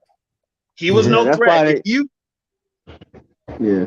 And that comes Kirk don't from need the another same person. RG3 looking over his shoulder, or he'll break down and need a damn therapist. Mark that. We gotta get rid of Kirk, man. Like I'm It's almost gonna starting to happen feel like after this is this a season. wasted. This is like a wasted season. I'm trying not to think like this, y'all, but it's just like we already know what Kirk is going to do, the y'all. season already We already wasted, know the man. Happened after this We season. saw- unless he gets okay. it all the way. When we got Kirk that first year, and everybody should remember this, that national TV game against Seattle where he looked scared, and they called him out on it. Ooh. I knew right then and there he was never going to be a winner. I knew it right Nah, then he and ain't there. no winner. You can't go up. In football, you can't even look scared. You can't even think about looking scared. If you He are, folds. don't let it show. Right. He folds. And And That's about what I Dion, was saying. Like that 2018 had a defense, and they couldn't do shit. And here, these Kirk stands are saying, "Well, if only Kirk had a defense, we would have gone further." It's like Kirk had a damn defense, He had the number Yo. one so defense it's in the gonna be league. the same bullshit. I gotta be truthful here when I do my Tony's takes. I got a bunch of people that hate me because I'm the first one to say Kirk sucks. And I let it be known. Tony, I am hated Tony, among Viking fans. Tony, you and I have been around long enough to remember what I was reporting before we signed Kirk Cousins. Yeah. Kirk Because is a I lived in the Virginia Beach area and watched the Redskins. I thought it was a Yes. mistake. My co-host at the time thought it was a great idea. And then there was the one game where he went 31 for 32, 31 for 33. And I was blowing up. And they're what, Dave? He doesn't suck. Look at that. He went 31 for 33. And I said, yeah. And not a single pass was beyond 9 yards at the time. right. Kirk Yeah. Cousins, I'm the one that says vapor locks when things go off script. He's that ballroom dancer that needs the footprints on the floor. And as long as he has those, he's fine. He's got arm talent, right? I don't deny that. He does. But it's when you've got to be creative is when he has problems. Whether it be he drops back and he patty, and he's not watching the defense and moving around to help his offensive lineman. That's one area where he fails. A second area where he fails is when he drops back and patty. And that's a bad habit of his, and he's had it a long time. And his receivers are covered, are not where they want him to be. He tends to, oh shit, and then throw, short dump off, whether it be 4th and 8th, end of last season, or wherever it is, he throws short or safe or out of bounds and figures, hey, I'm down on the opponent's 33. We could kick field goal. I could go for a 4th down. There's a little pressure. Somebody's covered. Fuck it. Throw it out of bounds. Right? And go for it. Yep. That is Kirk Cousins. That has been Kirk Cousins. Last year, we saw more out of Kirk, thanks to, I think, Kevin O'Connell, of where he pushed it, right? Because Kirk was always, I'm not throwing you the ball unless you're open, period. And, and if he saw you side by side, when he looked, he wasn't throwing the ball, even though you may have 2 steps by the time the ball gets there ahead. Last year, I think Kevin O'Connell got in his ear a little bit and said, no, you're going to throw that ball. I don't care. Throw it to Justin Jefferson. If he's got 2 people on him, throw it anyways. And he started doing that. And that, you know what? But except in the playoff game where he checked down to TJ Hawkinson, he only got 3 yards. And he needed 8. Exactly. No, that's not his fault. Go back That's to the that's TJ Hawkinson's fault. That's TJ's No, that's fault. Kirk's fault. No, it's not Hawkinson's fault. That's Kirk's fault. You could I'm say joking. I'm Hawkinson ran joking. the I'm wrong joking. route, or Because all Kirk's wrong. fans are like it's not Kirk's fault, so we're just being sarcastic. It's TJ's fault because he couldn't get those extra 5 yards. Okay. Yes, Sarah. Why wasn't? Here's my thing on the offense. Why wasn't anybody running past the sticks? Right. And that was It the play probably call. was. Shit. Yeah, and Kirk got scared and checked down. And why did he get scared? Because we couldn't block anybody. Exactly. Or it's on the ball too long. It's Yo, it's crazy. Kirk is the type of guy who will give you enough stats to seduce you, thinking that you need him. And he has proven that we don't need him, but we'll keep wanting to keep him for some reason. Like, come on, we are wasting away our talent. And Okay, here's it. This is what we wasted our talent with that 2017, 18, 19 team, and then we're wasting our talent and our rookie contracts with Kirk with this team. Here's what people don't realize, and this is what you got to realize about the front office, especially if you live here in Minnesota. Okay, this front office thinks everything is fine as long as you're better than the Green Bay Packers. That's all they care about. As long as you're better than the Packers or you're at least competitive to the Packers, they're fine. They don't even count Chicago and Detroit, which I think they need to start counting. But as long as we're better than the Packers, the Wilfs are happy. Bottom line. The Packers doing good. They doing what they supposed to do. Move off your old quarterback and let your young quarterback play. Just like Chicago. Let your young quarterback play. Let's see what you got in your young quarterback. But see, and here's where it could go bad with Green Bay, though, because Green Bay for the last 30 years has had Hall of Fame quarterbacks. Right. Now they're going to go with Jordan Love, and the first time the brother falters, they're going to want to run him out of Dodge. He fucked. Jordan. And they're going to trade up and get the quarterback, and then they're going to get their franchise quarterback before we get our franchise quarterback, because we're going to re-sign Kirk Cousins to another 1-year extension, and then we're going to look crazy. You know, they don't have faith in Tony and Dave will. If they did, they would have extended him. They gave him like, money to like whatever. You know, they don't have faith in him. That's why they didn't extend him. If they had that, they get a 1-year deal. Yeah, because they would rather give him that 1-year deal than extend him, because they know he's probably not going to pan out. They got to see him play first. But keep this in mind, everybody. Kirk is on the last year of his extension, right? Right. Kirk knows damn well he ain't going to go anywhere else and get guaranteed money. Right. He knows damn well he's not. He threw. So we're the only organization. We're the only organization that'll give him guaranteed money. No questions asked. But it depends. If he balls out, Tony, he's a free agent. Oh. He can go anywhere, and there'll be people that throw money at him. Whether he gets it all guaranteed or not, it won't be guaranteed. But it won't be guaranteed, though. That's the whole thing. It won't be guaranteed. Minnesota will be the first ones to come back with like, okay, we're all guaranteed. Well, it depends how much of the guarantee. If somebody says, I'll sign you for $400 million and $300 million guaranteed. But Kirk already, what, 37, 38? No, 36? 35 this year. He 35. I don't care if Kirk wins a Super Bowl this year. I'm still getting rid of him. That's how much.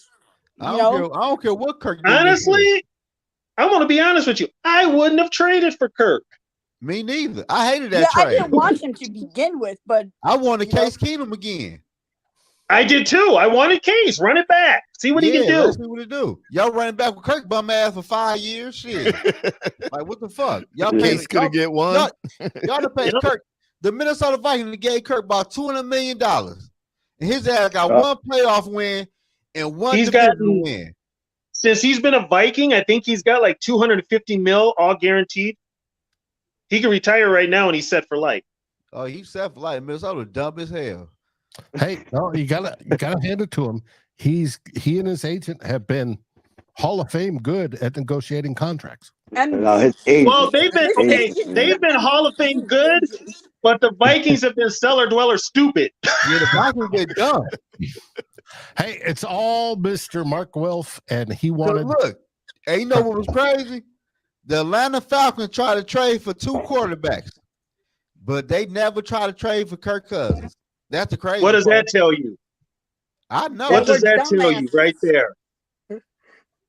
The only one, the only coach, well, and they're putting it out there. The only coach, NFL coach that actually would work with Kirk Cousins is Shanahan in San Francisco. Man, Shanahan don't want no Kirk Cousins. No, John Lynch doesn't want Kirk Cousins. I don't think Kyle want him either for real. But Kyle loves him, but Kyle's also got a defense, and Kyle can run the ball. Kirk can't possibly screw that up, can he? Man, you a lie. Kirk do got to throw the football every now and then. You a lie. He gonna do the wrong check down at the wrong time. Yeah, but he'll have a coach that'll get on his ass. Exactly, but shit ain't gonna change shit. Yeah, you see, no, he's still Kirk. See what happened when Mike Zimmer got on Kirk's ass? His feelings got hurt, and he played like shit. We got to get him out of here, y'all. Anyways, guys, I need to punch. Sarah, you've been wonderful. Thank you, Yogi, Zoe, Mike, Tony. It's always a good time. Hey, mention your channel and your time tomorrow. 2 old bloggers. Yes. What's your podcast name? Is my channel. Yeah. And on podcasts, you can find us, and we do separate podcast stuff. You'll hear me every day giving you the daily news of the day, Vikings daily news of the day on the daily opener. But we also have Vikings 2 bloggers, which is Darren Campbell and I, who have been blogging publicly. Zoe's talking about we're going way back. Tony and I go way back. Davey back that far. Well, Darren and I have been blogging since the internet was sort of ish new, starting to become public in the late 90s. And we started, that's why we call ourselves 2 bloggers. We wrote about the Vikings. We had our own websites. We went on, did different things, and then we came together and we formed a show. We're going on for our 200th episode tomorrow at wow. o'clock Central as 2 bloggers. We take it as sort of the Sunday, sit down talk show. It's a long form show. We look at 3 themes. Tomorrow we are looking at what was it? I've been working on it all day. One of them is Ezra Cleveland. Like I said before, we're going to see how he did and how his ass. How next year in 2024, how effective Alexander Madison is another theme. And I still haven't got the 3rd theme yet, but it's probably looking at the 2024 free agents, which there is a boatload on the Vikings. So, and where we'll go from there. But this year is going to be a big test for everybody, and to see if the Vikings can step up on defense, take these young guys and progress them, because the old guys have gone over the cliff. I look forward to that. Can that aggression be there? And can this offense step up and play 4 full quarters instead of just opening drives in the 4th quarter? And maybe we'll have a chance. I'm going to subscribe to your channel. I will hip to your channel tonight. Please go over Vikings first and goal. I'm going to go in there tonight. There's a playoff 1st and 10 or 1st and goal, but we thought it'd be 1st and goal. Okay. I'm going to go over there. I was hip to it. All right, I'll check it out. Thanks, Tony. I appreciate it, buddy. And, I mean, everybody thinks I'm too negative, so I check out everybody and bring my negativity. I try to be positive, but there is old negative Nancy. I've been around too long, guys. There's realism in what we talk about. We try to be positive because we're fans. We want to win. We want to love our team. The team. I want a Super Bowl before I die. That's all I'm asking for. Yep. Well, I'd like more than one. I want to. But at the rate I'll we're take going, one right now. Okay, I'm not going to. Beggars can't be choosers. But I want to be like my New England buddies that didn't have squat, and then they started racking them up. They ain't got shit. God, they ain't got shit no more. Yeah. Hey, they over with. All in the trophy case. How many do we have in the trophy case? What trophy case? You mean with the cobwebs in it? The one championship we lost or won with Ed Morrow, I think it is, trophy. Where's the trophy? It was lost. It's in Green Bay. They never gave it to us. Yep. So, anyways, you all have a good night, and I'll see you tomorrow on Vikings First and Skull for 2 o'clock. Take care, Darren. Take care, Dave. See ya. Yeah, man, we need a quarterback, man. Hey, Tony. Yo, I've been doing a lot of homework, man. How you feel about Deion Sanders' son? If he ball out at Colorado, though. But that what position is he? What position is he playing? Quarterback. At Colorado? Yeah, you know, he left Jackson State and went to Colorado. This is his first year there. I'm saying if he ball out at Colorado, we need to take him. Because at Jackson State, he balled out. But I know it was HBCU conference, but he went crazy over there. And the boy can throw the ball on the run like a mug. So my thing is, if he ball out of Colorado, the Minnesota Vikings, man, need to take a look at him for real. Cause we not gonna take. Yeah, me too, Sarah. I like him too. Cause we not gonna get Caleb Williams for real. That'd be for real. I don't even want. I mean, I wouldn't mind, but I want Bo Nix. But me, everybody's got Bo Nix on their radar. Man, fuck. I want Bo Nix. Give me Sanders. Sanders or Bo Nix. Man, I don't care. Because his dad is prime, and you know what? His dad is, like his dad's gonna be coaching him up behind the scenes too. Right.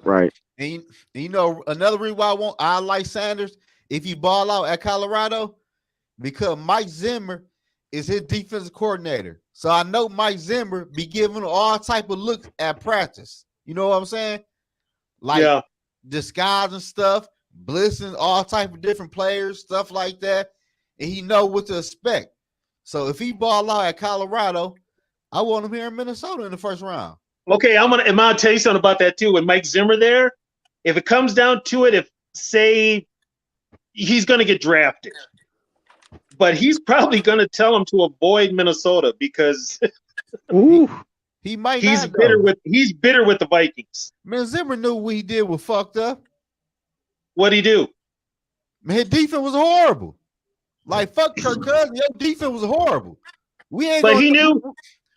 Zimmer knew, but Zimmer did say if it doesn't work out with Kirk Cousins, I feel him on it's that. going to cost him his job. He knew it.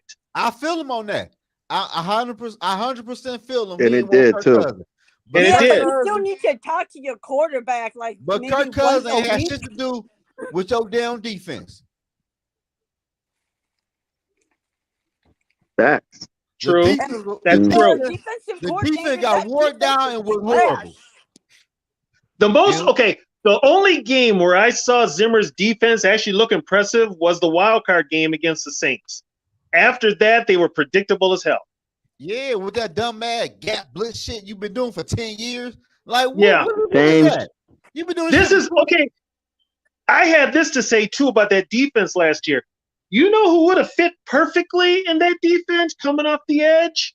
Who? Anthony Barr. Oh no. Nah.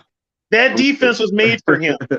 but not to blitz in the gap. He had to come off the edges. But we ain't overrated to me. Anthony Barr played linebacker though. Yeah, outside linebacker. Right, but we ain't blitzed that much. He had to play DN in that defense.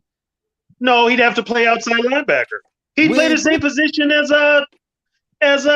Danielle. Danielle's an outside linebacker. He's the defensive end. Oh. Danielle is playing outside linebacker. Made him Edward just made him be back 20 freaking yards anyways. Yeah, that defense did a lot of backpedaling for guys that could get up the field.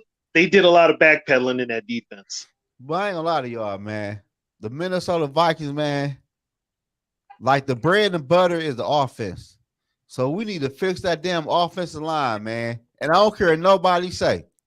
I know Tony or Sarah and Mike and Yogi gonna be mad at me at this. We need to fix the offensive line. And we need to trade TJ ass. and trade Danielle Hunter for some damn draft picks, man. I don't care how nobody feel.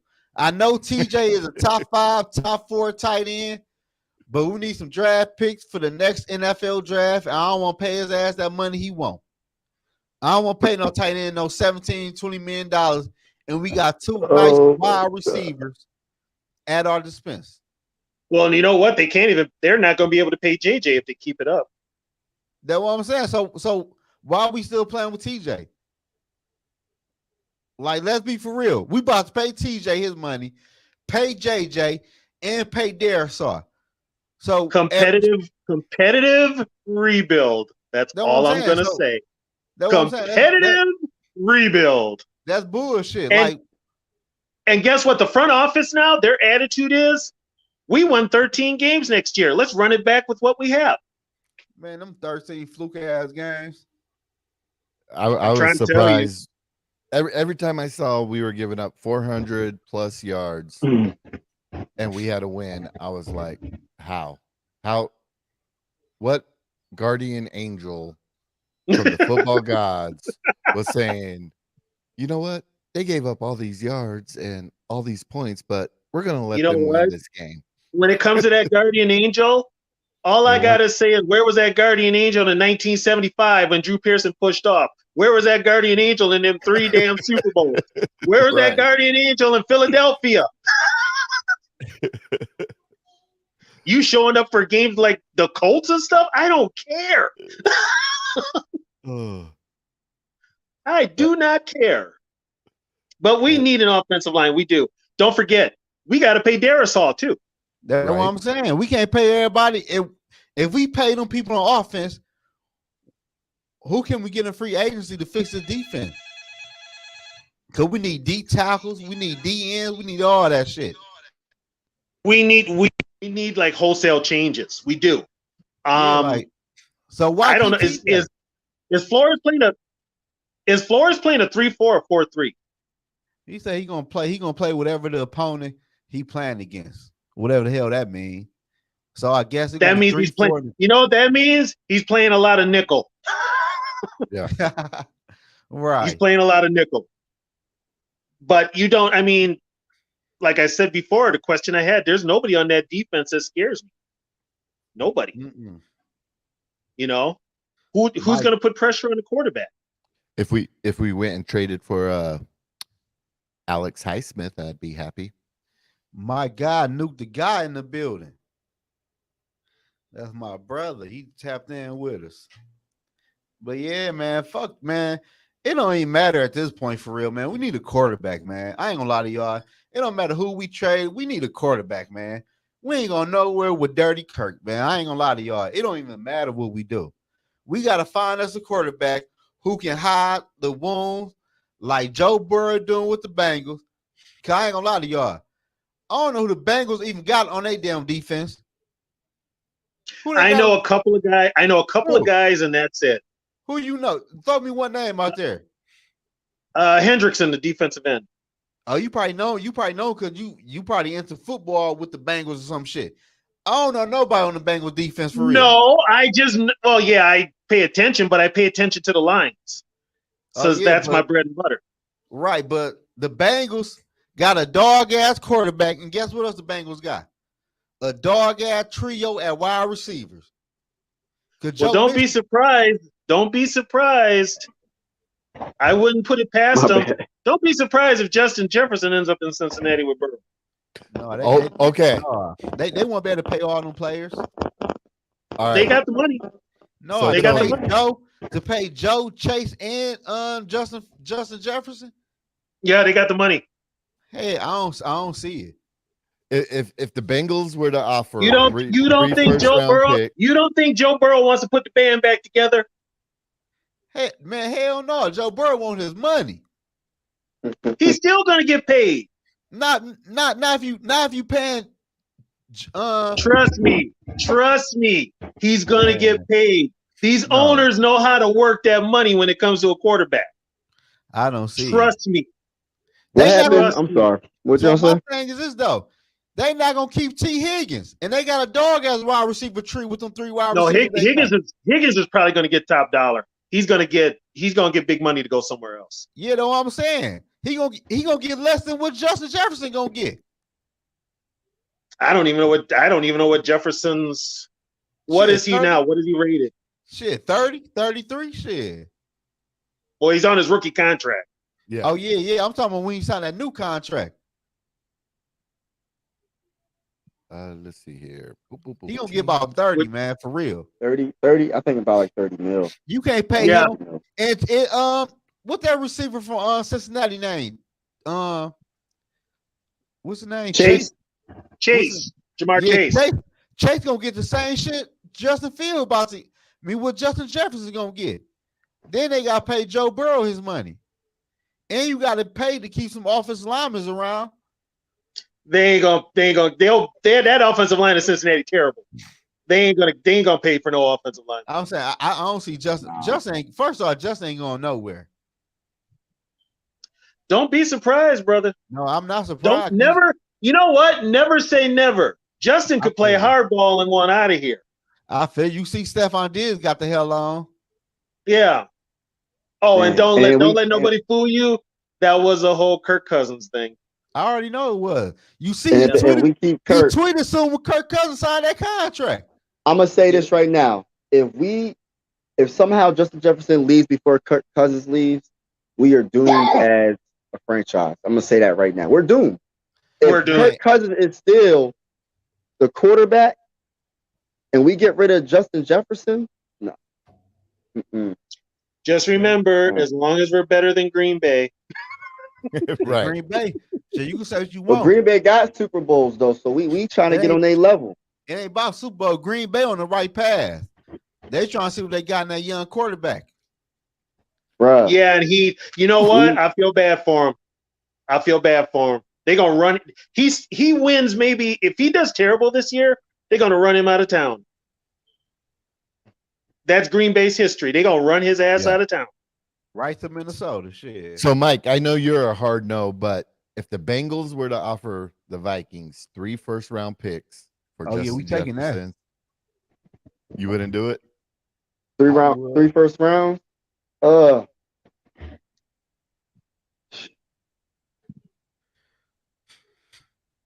It's hard, man. What it's hard think for me about? because I would do it. I would do it. Why wouldn't you? 3 first round? Shit, he out of here. My thing is this, man, I look at it like this, man. Like I said, I still want my quarterback to have a great wide receiver on the team. Yeah, we could get a wide receiver. But here's the thing, though. Justin Jefferson is different, man. He's different, but he's replaceable. And guess what? They also drafted a wide receiver 1 this year. Addison can be a number 1. Come on, man. We don't know that. Let's see him play first, man. Let's see him play. Mike, and once we see him play, then we can start talking about. But like, just if we get rid of Justin Jefferson for 3, I mean, I know it sounds real good. 3 first-round picks. Go trade up, get your quarterback. You don't got to get rid of none of your first-round picks. I understand. But at the same time, we're talking about debatably the best wide receiver in the NFL right now, and you're getting rid of him, and then you can get your franchise quarterback by using your own first round picks and move up in the draft. And why do we have to move up to the top 10 pick? We can still, we just got to scout better. Pick the right quarterback. Our scouting for some reason is really bad. It's been bad, but since Scott Studwell left, it's been bad. The scouting has been really bad. But so like I don't even say we should move up to the first overall pick in the second round or the second overall pick. You know what I'm saying? So like we can still get our franchise quarterback and keep Kirk Cousins, and then our franchise quarterback will be on his rookie deal, so we can be able to pay all of our players. I don't want to just get a whole bunch of first round picks. That doesn't guarantee nothing. It doesn't guarantee we're going to pick the right players. Well, it ain't going to. And here's the way you got to look at it too. Jefferson. Right now, with the way things are, KOC has 3 more years left on his contract. Quezzy's got 2. Oh. So they've got to win right now, or they're going to be out of jobs. And that's why they kept Kirk. And that's why we kept Kirk. And I don't know. See, this is the thing, man. Like I just feel like these people, I don't know what they be falling for when they see Kirk. I don't know what it is, man. But I look don't know though, what they They're even seen just in him. mesmerized. but They Mike, are mesmerized by Kirk. You're like you it's like said. I don't see it. You don't see it. None I of us watched see him. I live right outside of Philly, right? Like it. right outside of Philly, and I will always when the Eagles played the Redskins, I seen him play, and I'm just like, yo, like it's no, I don't understand it. He doesn't move, he doesn't do anything, and then every defensive player, a lot of defensive players disrespect him. What was the defensive? Was it a tackle or a linebacker that said, "You're always Bobby going to be Wagner. Kirk"? Yes, Bobby always going to be Bobby a Kirk. Wagner. You know what I mean? Kirk's going to do Kirk things. That's what I'm saying. So what are the coaches not seeing? What are they not realizing after the first couple of years or 3 years? His first contract was done. That's when we should have been done with him. You know what I'm saying? Why are we still in this situation we're in right now, paying him $30 million to do nothing, to just get money to do nothing? Because Spielman was going to shove it down everybody's throat that this was a good trade. In the end, it cost him. Hey, but look He though, was going Mike to and shove it Tony. down our throats. Hey, people been telling me this though, cause I'm from Detroit, so I get this a lot. Is Kirk Cousins the best quarterback in the division? I think he's the best quarterback in the division, Okay. but that's not saying much. Okay, but look though. That's not saying Not saying much though, bro. Like, but look though, Mike. But look though, they were telling me if you look at the numbers, they fucked me up. Jared Goff had a better year than Kirk Cousins last year. 1 year though. 1 year. I'm gonna say this. Okay, I'm gonna give going. y'all some history here with Detroit. Okay, let Detroit fans talk BS, because Detroit will find a way to do Detroit things and screw up their season. Just look at that game they played against us, and we won. That was bad coaching. That was bad coaching. Yeah, but exactly. Here's the thing, though. Here's the wild card. This is what nobody's seeing. If Dan Campbell falters, which he'll get fired, right? No. You know who's going to be their next head coach? Who? The OC? It's going to be Jim Harbaugh. Ooh. Oh yeah. I think it's going to be Harbaugh, which is going to come back and bite the Vikings in the ass because they were going to hire Harbaugh. Until he's not leaving. He's not leaving Michigan, man. Oh yes, he is. Oh yes, he is. They love him here. What? No, he gone. He wants back in the NFL. He used Michigan to get more money till he gets back in the NFL. I don't think he used Michigan. I can see he's him coming back to the NFL. I can see him with the Lions. I ain't scared of him. He'll come. He wants one more shot at the NFL. I just know we better get a damn on quarterback. He would have had it. He would have had the shot with the Vikings, except for the dude that was a Michigan booster and screwed up that whole hire. And then Mark Wilf went and called Trent Baalke, who doesn't get along with Harbaugh, and because they were going to announce him as a new head coach.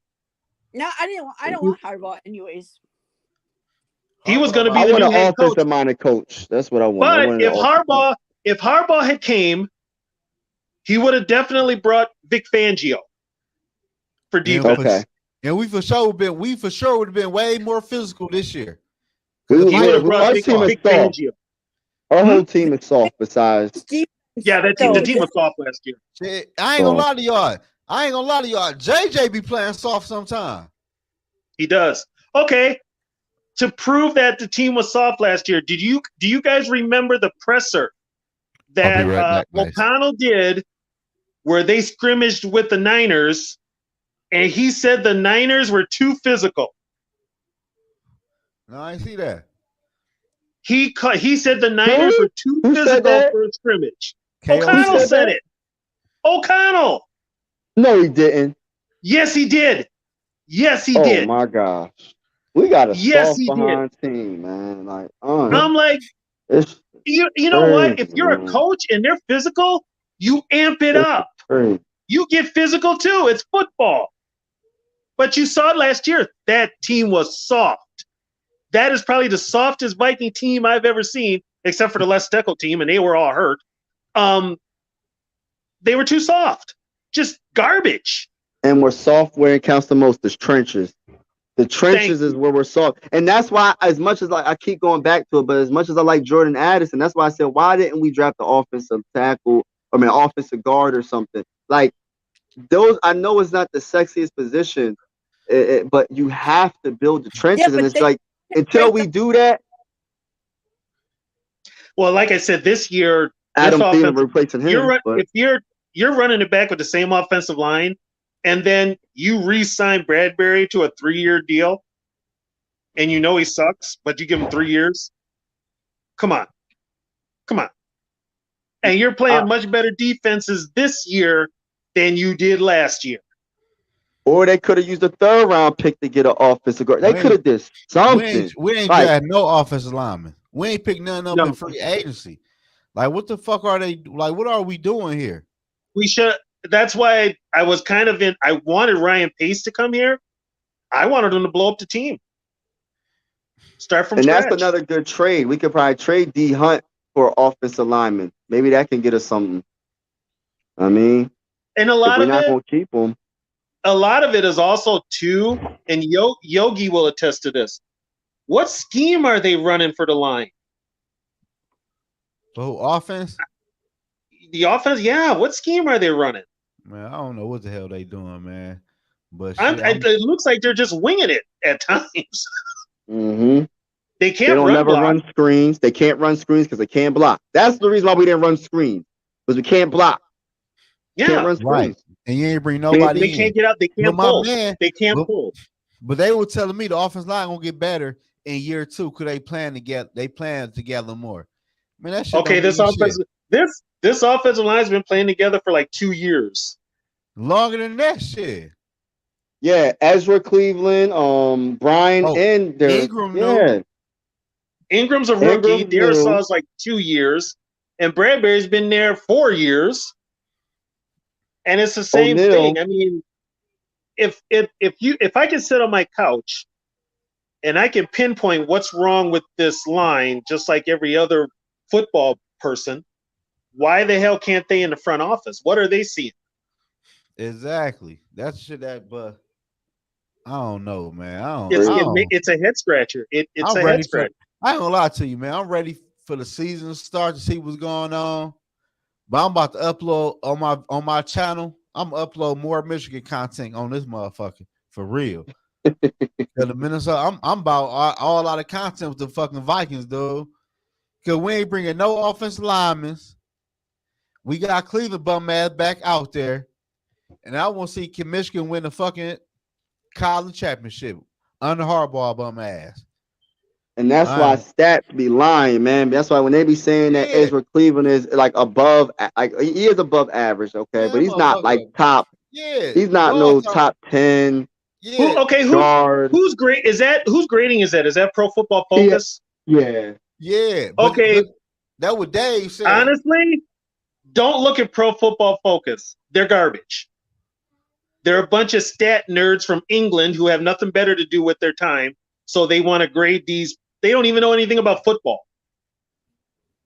That's the whole thing. They know nothing about football. Your eyes can tell you. If you know football, go with your eyes. If you played, go with your eyes. Yeah, it wasn't. Your eyes are the biggest. Don't listen to what the press will say, because they'll put a spin on it. They'll be like, okay, yeah, this happened, that happened, this happened. No, the dude sucked. I watched the game Sunday. He sucked. Point blank. He was garbage. He was getting his ass beat. That what dude was talking about. That what dog talking about. Ezra is a top. Man, that shit bullshit. The fuck are you talking about? I don't know why Cleveland bum ass get pushed behind so many times. I ain't trying to hear shit talking about he a top 10 line. And here's another thing too. Ezra is playing out of position. He is not a guard. He is a tackle. Well, whatever you playing, the shit right now ain't working. And I'm gonna call a spade a spade. Cleveland is a fucking bump on their offensive line. He shouldn't be. He should not. Cleveland should not be playing guard. He is a tackle. Bottom line, he is a tackle. We gotta do something. We gotta Yeah. do something. Because This is a look, waste I of ain't year. gonna lie to This is y'all. almost a waste of year. No matter what nobody feel, how nobody say. Chicago Bears, they got They big. coming. They got big up front. They coming. The I think Detroit Justin Lions, Fields is going to surprise the me. Detroit Lions, they got big up front for real. We got the Eagles. We got the Ain't one about 49ers. the Eagles. You know what I'm saying? Like we got to be able to block somebody. So what happened if an offensive lineman go down in the game and miss 2 or 3 weeks? Can we win our division? Which would probably be That's the Darisaw because question. he gets a concussion every year. So what? Yeah, that's another issue, man. So we're gonna be screwed if somebody get hurt because we ain't bring in no good backups who could probably be starters on our O line. Like what are we doing? You know what they're doing is they're getting bargain basement talent because they ain't got the money. But we ain't bringing no offensive linemen though. No, they basically kept the guys they had last year. That's what I'm saying. That's what I'm saying. We ain't bring nobody in, but we kept all these bums. Like, what are we doing? How are you gonna sign them when we ain't doing a damn thing? That's what we doing. We ain't doing nothing. We got money. We got about $20 million now. But they had to let go. They had to restructure a lot of them contracts and let a lot of people go, and that's still not a lot. Bring people in. But who are you? Ain't nobody playing. Now? Who are you at this point? Hey, Mike, what my man name? You uploaded? Dalton Risner. What's his name? Reisner. Oh, Dalton Reisner. Dalton Reisner? Yeah. Reisner's coming off an injury. So what? Bring him in. Bring him in. He's coming off an injury, and he's got liabilities too. No one has signed him up to this point. There's a reason why. So there's a reason why because he's hurt. There's a reason why it gotta be, but he's hurt. Do something. I'll look up right now. We need to do something. He'll probably. Here's the thing. Reisner will. If there's Reisner will probably sign. Waste money signing somebody just for this hell of signing somebody. So if there's nobody there that's gonna be worth giving money to, why are you gonna waste that money? Because you don't know what somebody gonna do on your team. You still gotta bring in somebody to help out. Like you could bring him in. He might not play till week 7 or week 11, and he might be fully healthy, and he might go crazy. But you don't. Okay, let me get this straight. Let me get this straight. You don't have faith in Oli Udo if somebody goes down? He's still on no, he's the best. I like him. He's like top 2 in the game right now. Offensive lineman. Like okay, I like him. And now he was playing out of position at guard. He's a tackle. After Uday, who we got on the backup on offense line that's decent? Schlottman. I don't know about him. He got hurt last year in Green Bay. He's the one that got hurt at the goal line against the Packers last year. He played center, right? And guard. And Bradbury got hurt, and then Slotman got. Yo, this is crazy. Yo, and we still got Bradbury. We signed him to a 3. Yo, we are the most the coolest franchise. So let's go. Yogi, what kind of shape are you in? Let's go, Vikings. Let's go. Round. Signed dudes from UDFA too. Jackie Chan. Yeah, we gonna look. Oh, that's right. Do we have somebody on our team named Jackie Chan? Yeah. Yeah. Are you serious? That's not a joke? No. He's from, I forgot what school he's from, but he's from Pace. Yeah. Pace University or something like that. Really? Yeah, he's big though. Yeah. Really? Huh. No joke. Well, if it don't work here, you can always go to WWE. Yeah. And another thing that's going to be bad for us if our offensive line ain't improved. We got rid of Dalvin Cook. You can say what you want about Dalvin Cook, but he was the best out of the ones we got right now. That's just my opinion. Well, and Dalvin imagine the running game. Imagine what the running game's going to do this year. And Dalvin left. Dalvin left on bad terms because he was promised to be used in the passing game, and they didn't use him. Oh. That was weird, though. Yeah, they didn't use him, and that upset him a lot. Yeah, that was weird. Like, why y'all ain't throwing the ball more? That was weird. Yeah, He didn't understand He that did. either. Yeah, He that didn't was understand weird. that either. But okay, I'm about to get out. I will give O'Connell the benefit of the doubt. It's his first year coaching. The game moves faster on the sideline, but he's got to make some changes. Oh, by the way, he needs to give up play calling. Yeah. Damn. If you're a head coach, coach the whole damn team. If you've got somebody competent to call your offense and defense, let them do it. You need to oversee the whole damn team and interject here and there. When you're like, you just because you didn't get to call the plays in LA, you're going to call the plays now. Guess who else did that? Brad Childress. But I'm not sold on KOC though, for real. I'm not either. I'm not sold. What the fuck did he do? We won 13 games. That was people going, man, don't fluke ass 13 games. And we played against a wild card game. We got our ass to walk home. Like I said, the games we lost told me more about this team than the games we won. I tell you what, they better beat the Buccaneers in week 1. That might not be a win. Okay, you know what? And right now, the key matchup, Garrett Bradbury against Vita Vea. I tell you what, my man from Vita Tampa Vea Bay gonna beat his ass. my man from Tampa Bay, that corner. Oh, he talking heavy right now. He said, "Don't worry first about of all, okay, here's all I'm gonna say. If your team is quarterbacked by Baker Mayfield, shut the hell up. That's what I say. But since you never know for real, Baker Mayfield ass has been bounced around. He probably ain't got shit to lose, so he probably don't give a fuck how he played this year for real. I ain't No, Yeah, he but don't. if you can't really be talking shit if your quarterback is like Derek Carr, Baker Mayfield. No, Dak I ease Prescott. up. I ease up on Derek Carr though. I actually like Derek. He hasn't done shit either. He hasn't done anything that Kirk has. Man, I'll take And Derek Carr I'm over going Kirk. to give Derek Carr the benefit. I'm going to give Derek the I'll benefit of the take Derek doubt. Carr over Kirk right now. I would take him over Kirk. The Raiders, I don't even care. The Raiders been a hot mess forever. I'm desperate. I'm desperate. They've been a hot mess since their last Super Bowl. Yeah, they've been a hot mess forever. And that's why I dropped them. No. Especially, Mark Davis with that howdy doody haircut he got, looking like a clown, looking like a bad Chucky doll. I mean, come on now. Pays to And be of course rich. it was his team that ends up in Vegas after the NFL said we will never expand to Vegas. But somehow the Raiders ended up in Vegas. Yo, I'm out, y'all. All right, Big Good Mike. night. All right, Big Good Mike. night. On you. Have a wonderful night, y'all. You too. Yep.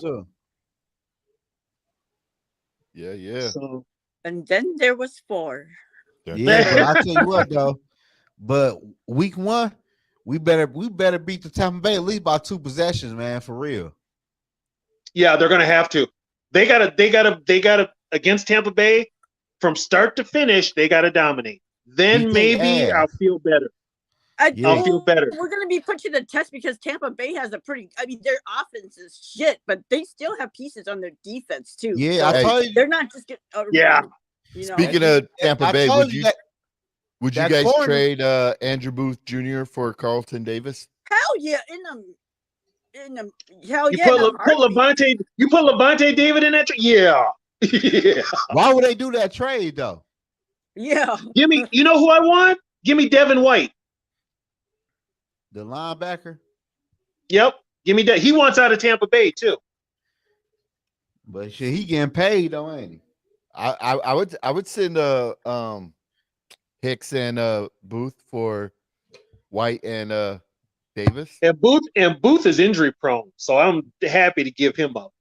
Yeah. I'm happy to give him up. But hang on. I gotta turn on my charger. AJ, why don't you just jump on here, man? Here. AJ. You see how we get down? You could jump on in here. We talking how we talking BS? We talking real. See, some people don't like the real, some people do. I'm keeping it real. I'm a Viking fan everybody know I'm a diehard Viking fan, but I got to keep it real. Like Kirk Cousins, Put it ain't this shit. way. And Yogi will tell you this. Been a diehard Viking fan since 1971. Saw the Super Bowl, saw this team, saw all the greats play football. I'm not being negative when I talk about this team. I'm just being real. We've got a lot of holes. Yeah. If you know the game of football at all, you can see that. The 13-4 record was skewed because of the way they won. Yes, it's nice to win 13 wins, but you really didn't have no quality wins. You came from behind in all of the games except 2, the first game and the last game. And then when you were in the playoff game, you literally got exposed, just like you were exposed in all your losses. I mean, that's just being real. Yeah, but then you have to remember too, we didn't have money and draft picks, so I mean, we can only do so much too until we get that. Hold on. And let's not forget when we beat the Giants in that whiteout game, that took a 61-yard field goal. So I'm just being real, and Yogi knows this. Kickers give me PTSD every time one of them have to kick for a game winning. I can't handle that stress. Oh, you missed the days of when we had straight on kickers. They were even worse. I cannot handle that stress. Dude. Fred Cox could miss a field goal. A number on me. I can't handle it. Fred Cox could miss a 20-yard field goal kicking straight between the goalposts, but somehow that kick would veer left. But it's as a Viking fan, we've been through hell, And so, we want one before we die. Here's a question for you, Tony. Ask Tony what he thinks of the rookie class and UDFAs. I actually liked it. I can tell you right now, most of those rookies are playing week 1. There's probably going to be a couple starting on defense week 1. I can see that. Yeah, there's going to be a couple. I think Pace is going to make the team. I would say he won't start week 1, but by week 4 or 5, he's starting. It's going to be him and Asamoah, which means Hicks is the odd man out. Yeah. They got that kid from, what was it? From the military. What was he? Air Force? Oh, yeah, Andre Carter. Carter. Okay, he's 6'7", 256, so he's going to be your edge. They say he needs to bulk up, but remember, military strength is different than weight room strength. Right. So he could probably step in right now, but he gives you that off the edge. He was getting he was getting reps with the first during mini. So I mean, I'm thinking with Flores, if that's the case, he's replacing Zadarius.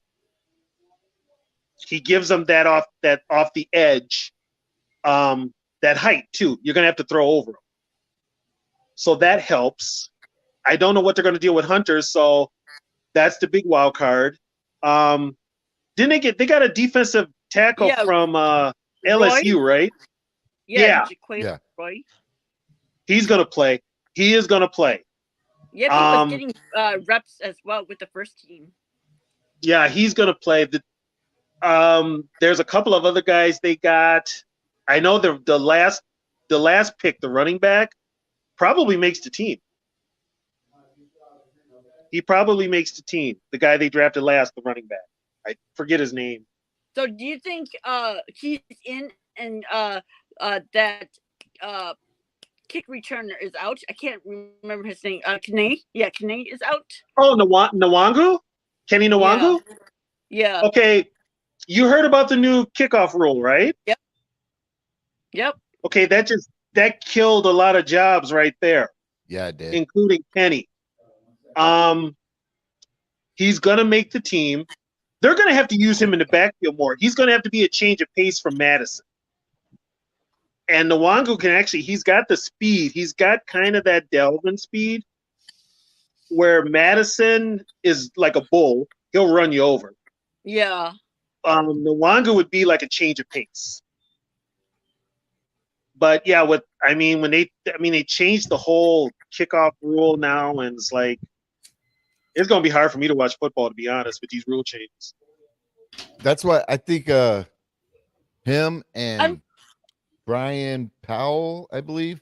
I think those two are going to be fighting for a spot depending on their the way the rule is set up right now, it's going to be after the extra point. Then why even kick off? Just start at the 25-yard. There's no point in doing a kickoff.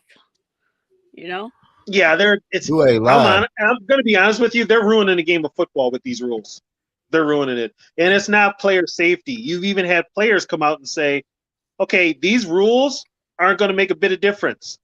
If you want to really save the players, change the playing surface. Yeah. That's the biggest thing. So I wouldn't be surprised if they try to eliminate kickoffs altogether. Should they doing that now? Which is what they got, that just ruins football. If that's the case, you know what you're doing? You're playing Madden. Yep. That's what you're doing. You're playing Madden, which I ain't played in about 20 years because I think it sucks now. But yeah, it's a certain, you can't keep changing the rules. Shit, I play Madden every night. There was put it this way, we watched these rules for how many years, Yogi? Yeah. We played the game with these rules. I mean, come on. Well, and it's like the special teams people aren't like playing every down. They're out there like once every like 10, 20 minutes. And you're going to sit there and tell me that they can't and they're there to do one play and then they're back off the field for like another, like, who knows how long before they go back in. Special teams gets maybe 10 plays a game. Yeah. Maybe 10. So is it really going to do anything? No, not really. No. You need that long snapper position and be a long career player. Yeah, especially now since they don't. The long snapper, remember back in the day, you could line up on the long snapper. You can't do that anymore. You can't do that anymore. So these long snappers is playing 10, 20 years. Yeah. Like it was back in the day, you was mugged. Steady little paycheck. Hey, just get the ball back there. Exactly. So who's our kicker this year? Is it still Joseph? Yeah. Well, they brought in that kicker from Georgia to compete with. Oh, they brought in another kicker from Georgia? Yeah. That's where Blair Walsh was from. He's a UDFA. I can't Jack Posney or Polesny or something like that. Oh, Pelosny or whatever his name is. Yeah. Yeah, and another Georgia kicker. Okay, yeah, whatever. Oh God, Blair Walsh's nightmare all over again. We have to just, in a football season getting ready to start here pretty soon. What, camp opens in 2 weeks? Yeah. Okay.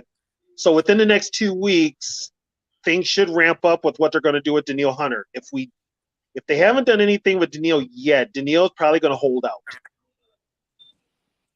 And if I don't know what you ask for them. They want a 1. I don't think anybody will give them a 1. I'm gonna stand on this hill and die on this sword.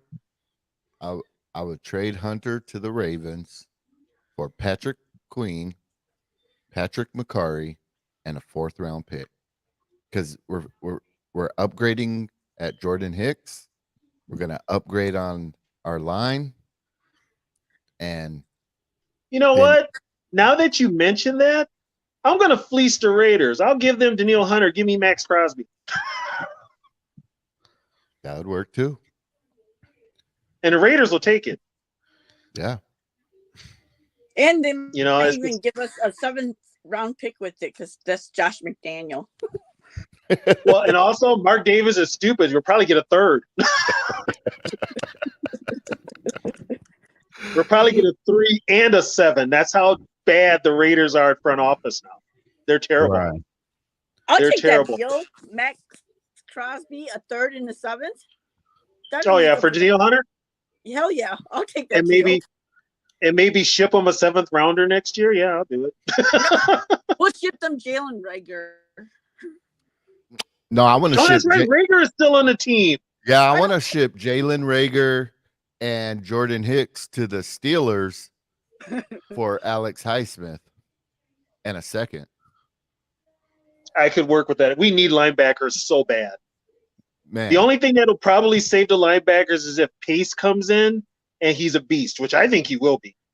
I think that owes us because he knew that he would probably get a job because we didn't have any linebackers on our roster. Right. And I think with Pace, Flores will get the most out of him. Yeah. Flores will get the most out of him, and him and Asamoah. Now remember, Asamoah gets hurt too. He's kind of injury prone, and it's early in his career. But I think with those two, we would be okay. But once again, who's going to rush the passer? We have no pass rush. You're going to hope that the young guys develop and the linemen you have can get to the quarterback. Dean Lowry is not an edge rusher. Nah. He is not an edge rusher. He's just basically good against the run, but he's a former Packer.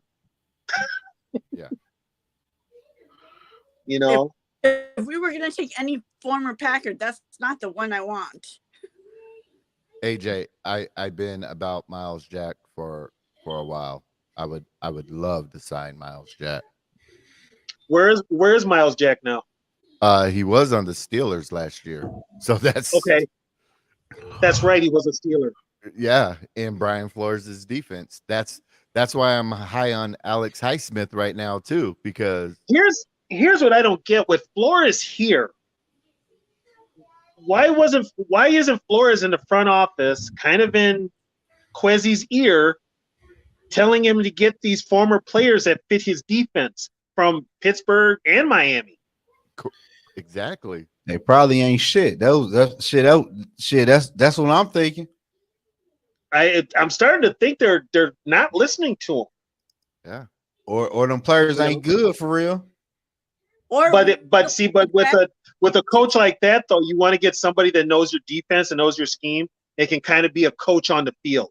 Yeah, but if we don't have if we don't have draft picks to trade for, then they aren't going to be able to. And like the guy from Miami, well, he's under contract, so we're going to have to like send him draft picks that we don't have. Well, also, I know Quezzy did try to move Kirk, but nobody wants that guaranteed money. Yeah. Which the Vikings would still be on the hook for, even if they trade him. They would still be on the hook for some of that contract, but not all of it. I would pay him out of here. I'll help him move. That's how much I don't want him here. Is like, I don't care about that dead money as long as he's gone. They just, but, and I hate to say it, if they extend this guy, I'm done. I have to be. I can't be. No. I'm done. I think, AJ, I think if I might be mistaken, I think Simmons is moving back to like a safety role. He's moving back from linebacker to safety, but yeah, I was checking Simmons him out. kind of like that? Simmons was kind of like that rover, wasn't he? Yeah. Okay. He didn't get his 5th year picked up either, right? Correct. No, they didn't pick it up. Yeah. Nope, they didn't pick it up. Like we did with Bradbury, we didn't pick up his 5th year, so we just signed him to a new 3-year. That's. Yeah, I don't get me started. Don't get me started. He was cheap though. Like I said, we didn't overpay for him though. So I mean, if he's gonna kind of suck, at least he ain't gonna cost us much. Well, I guess somebody also mentioned too, he can still be cut. Yeah. I don't think they'll be on the hook for much money if they cut him if he doesn't make it out of training camp. But why did you even bring him back? Yeah. Let's see here. Bradbury, where are you at? Hopefully he's hitting the weight room. So he is on. All right. If we were to cut him now, we'd only lose like $2 million and save 735,000. So yeah, I mean he can still be cut. He can still be cut. He's not guaranteed to make the roster.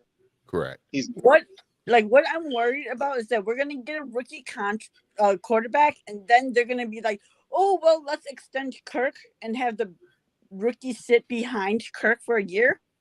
And for me, it's like I don't care, just get him out. The best way to learn this job is right on the job. So I don't care if the rookie's playing. I think that's what they're going to do with Jalen Hall. Jaren? Yeah, I think that's what they're going to do with Jalen. I want to see him play because. So you don't think I see him as a back in 2024? Huh? So you don't think they're going to draft a quarterback in 2024? Well, they probably will, but I think when quarterbacks in the first round need warning tags, they don't all succeed. They don't. And don't draft an Ohio State quarterback. That's all I'm going to say. Dude, that's why I did not want C.J. Stroud. I don't care what anybody says. I did not want him. But then I didn't want Will Levis either. And so I'm glad we didn't take a quarterback. Well, they had a lot of people had Levis come to the Vikings, and I was like, no. Yeah. Like when they were about to announce our pick, I was like kind of a bit stressed for like 2 seconds there until they said Jordan Addison, and then it's like I was like so relieved, like oh my god, thank God. Like See what needs to happen next year is Cousins and Mullins need to pack their suitcases, find a house near each other in San Francisco. We draft a quarterback. We trade for Matt Corral and have Jaren Hall and have those three compete. Here's the thing. Mullins could start. He did in San Francisco. Yeah. He was a starter. And here's the thing. If Kirk falters at all this year, KLC will pull him. He doesn't have that they're going to let him go, whatever. Right. KLC will pull him because KLC's job is on the line. Especially if like we're like already like gonna have a losing season anyways, once if we get into like that middle of the season and if Kirk does bad, just pull him. I mean, we might as well pull him and draft high because the season, our season's gonna be shot already, so there's no point. I would just do like what the Raiders did last year with Derek Carr. They benched him. Yeah. They knew he wasn't coming back. They benched him. You think Raiders would take Mullins for a low draft pick? They got Jimmy G, right? Yeah, but he's questionable because of his injury. Yeah, they would take Mullins. He ain't passed no physical yet. Yeah. Oh, he hasn't passed a physical? No. That's why they don't know how to be. Yeah, so they might be able to back out the contract. You know what? Yeah, they will be. I'd offer him Kirk or Nick. We should offer, they need a quarterback. Offer Kirk for Crosby and second round or something for Kirk.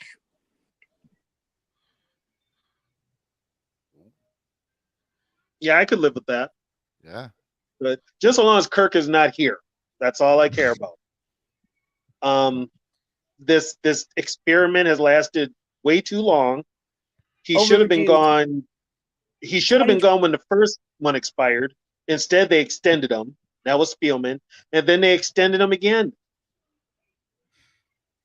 I don't understand how they keep extending the guy. I just don't get it. So worried like that. Oh, if Kirk goes, JJ's gonna be upset. I'm like, I think JJ knows that we ain't gonna do shit with Kirk. That he would rather take a season of like not putting up numbers and getting a good quarterback than to stick with Kirk. And I'm going to tell you something, Yogi. You'll probably agree with me too. In today's football, wide receivers are a dime a dozen.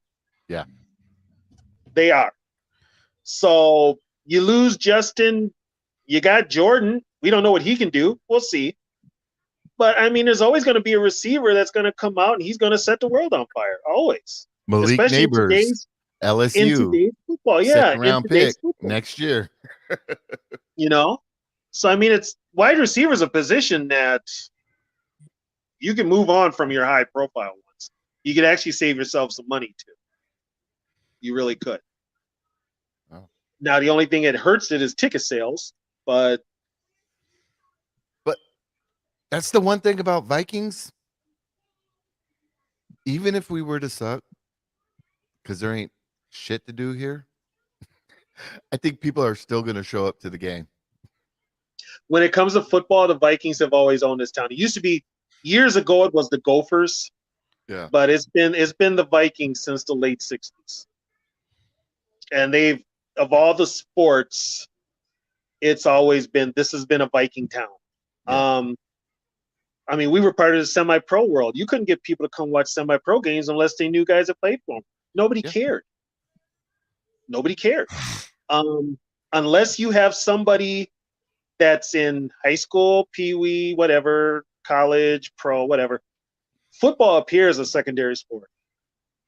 It's a great spectator sport, but it ain't the number one sport. I still think it's hockey. Yeah. But yeah, the Vikings own this town. So they'll always have ticket sales. This team could be garbage this year, and they'll still be sold out for all their games this year, next year, and the year after. There's a waiting list just to get season tickets. Yeah, there's a waiting list. So the Vikings aren't going to be hurt as far as the Wilfs aren't going to go broke, put it that way. Right. They're not going to go broke. And not what people don't really know is the Wilfs around US Bank Stadium, the Wilfs own all that property. So those parking ramps they own, that park they own, that Viking complex they own, that hotel they own, Wilfs are making bank. Yeah. They're making bank. So yeah, running a freaking parking ramp, you have no maintenance, and it's $25 a freaking car. I'm like, damn, I want to own a parking ramp in downtown too. That's like easy. 25. Where you get 25? It's 40. I don't know. Like, I mean, yeah, it is. I heard it is like shit. It is like good. $40 on game day. Yeah. Oh, that's good. Cause when I seen the Minnesota Vikings play the Giants here in Detroit, shit, it was 80 to park. Woo. Yeah. Yeah, 40. It's 40 degrees. It's $40 and goes up like every year. But I ain't gonna lie though. I'm coming to a Minnesota Viking game in Minnesota though. I gotta come out there one time. Oh, you gotta let me know what game you go to. I'm gonna let you know for sure. I'm coming out there. It's gonna be this year too. It's probably gonna be when the Vikings play the Lions for real. Oh, okay. But see, that's right. I like that that train system because it goes right by the stadium. You can just get off, and then go to the game and then get back. Yeah, that's the way they wanted it when they designed it. They designed that train to do that, and it goes not only to the Viking Stadium, it also goes to the Twin Stadium and Target, and it goes to Target Center in the place in between. So it's like it's convenient. What's the Target Center? No, the train. Where the Timber Puppies play. You take the train, and the train will take you to US Bank, Target Field, and Target Center. Yep. The only place if you take a train and you got to walk would be to go to the XL in St. Paul, and that's to see the Wild play. The train's not near there. You actually have to drive there or take a bus. But everything else is handy in Minneapolis. Cool. We about to wrap it up, everybody. I want to thank Tony, my main man, Bell, for jumping on, Sarah for jumping on, Zoe, Hey, we'll be back next weekend. Any last words from anybody? No, subscribe to them channels right now. Run them subscriber and hit that like button. Yeah. We'll be back next week. And hey, Skull Vikings. You know it. Go Vikings. All right, later, folks.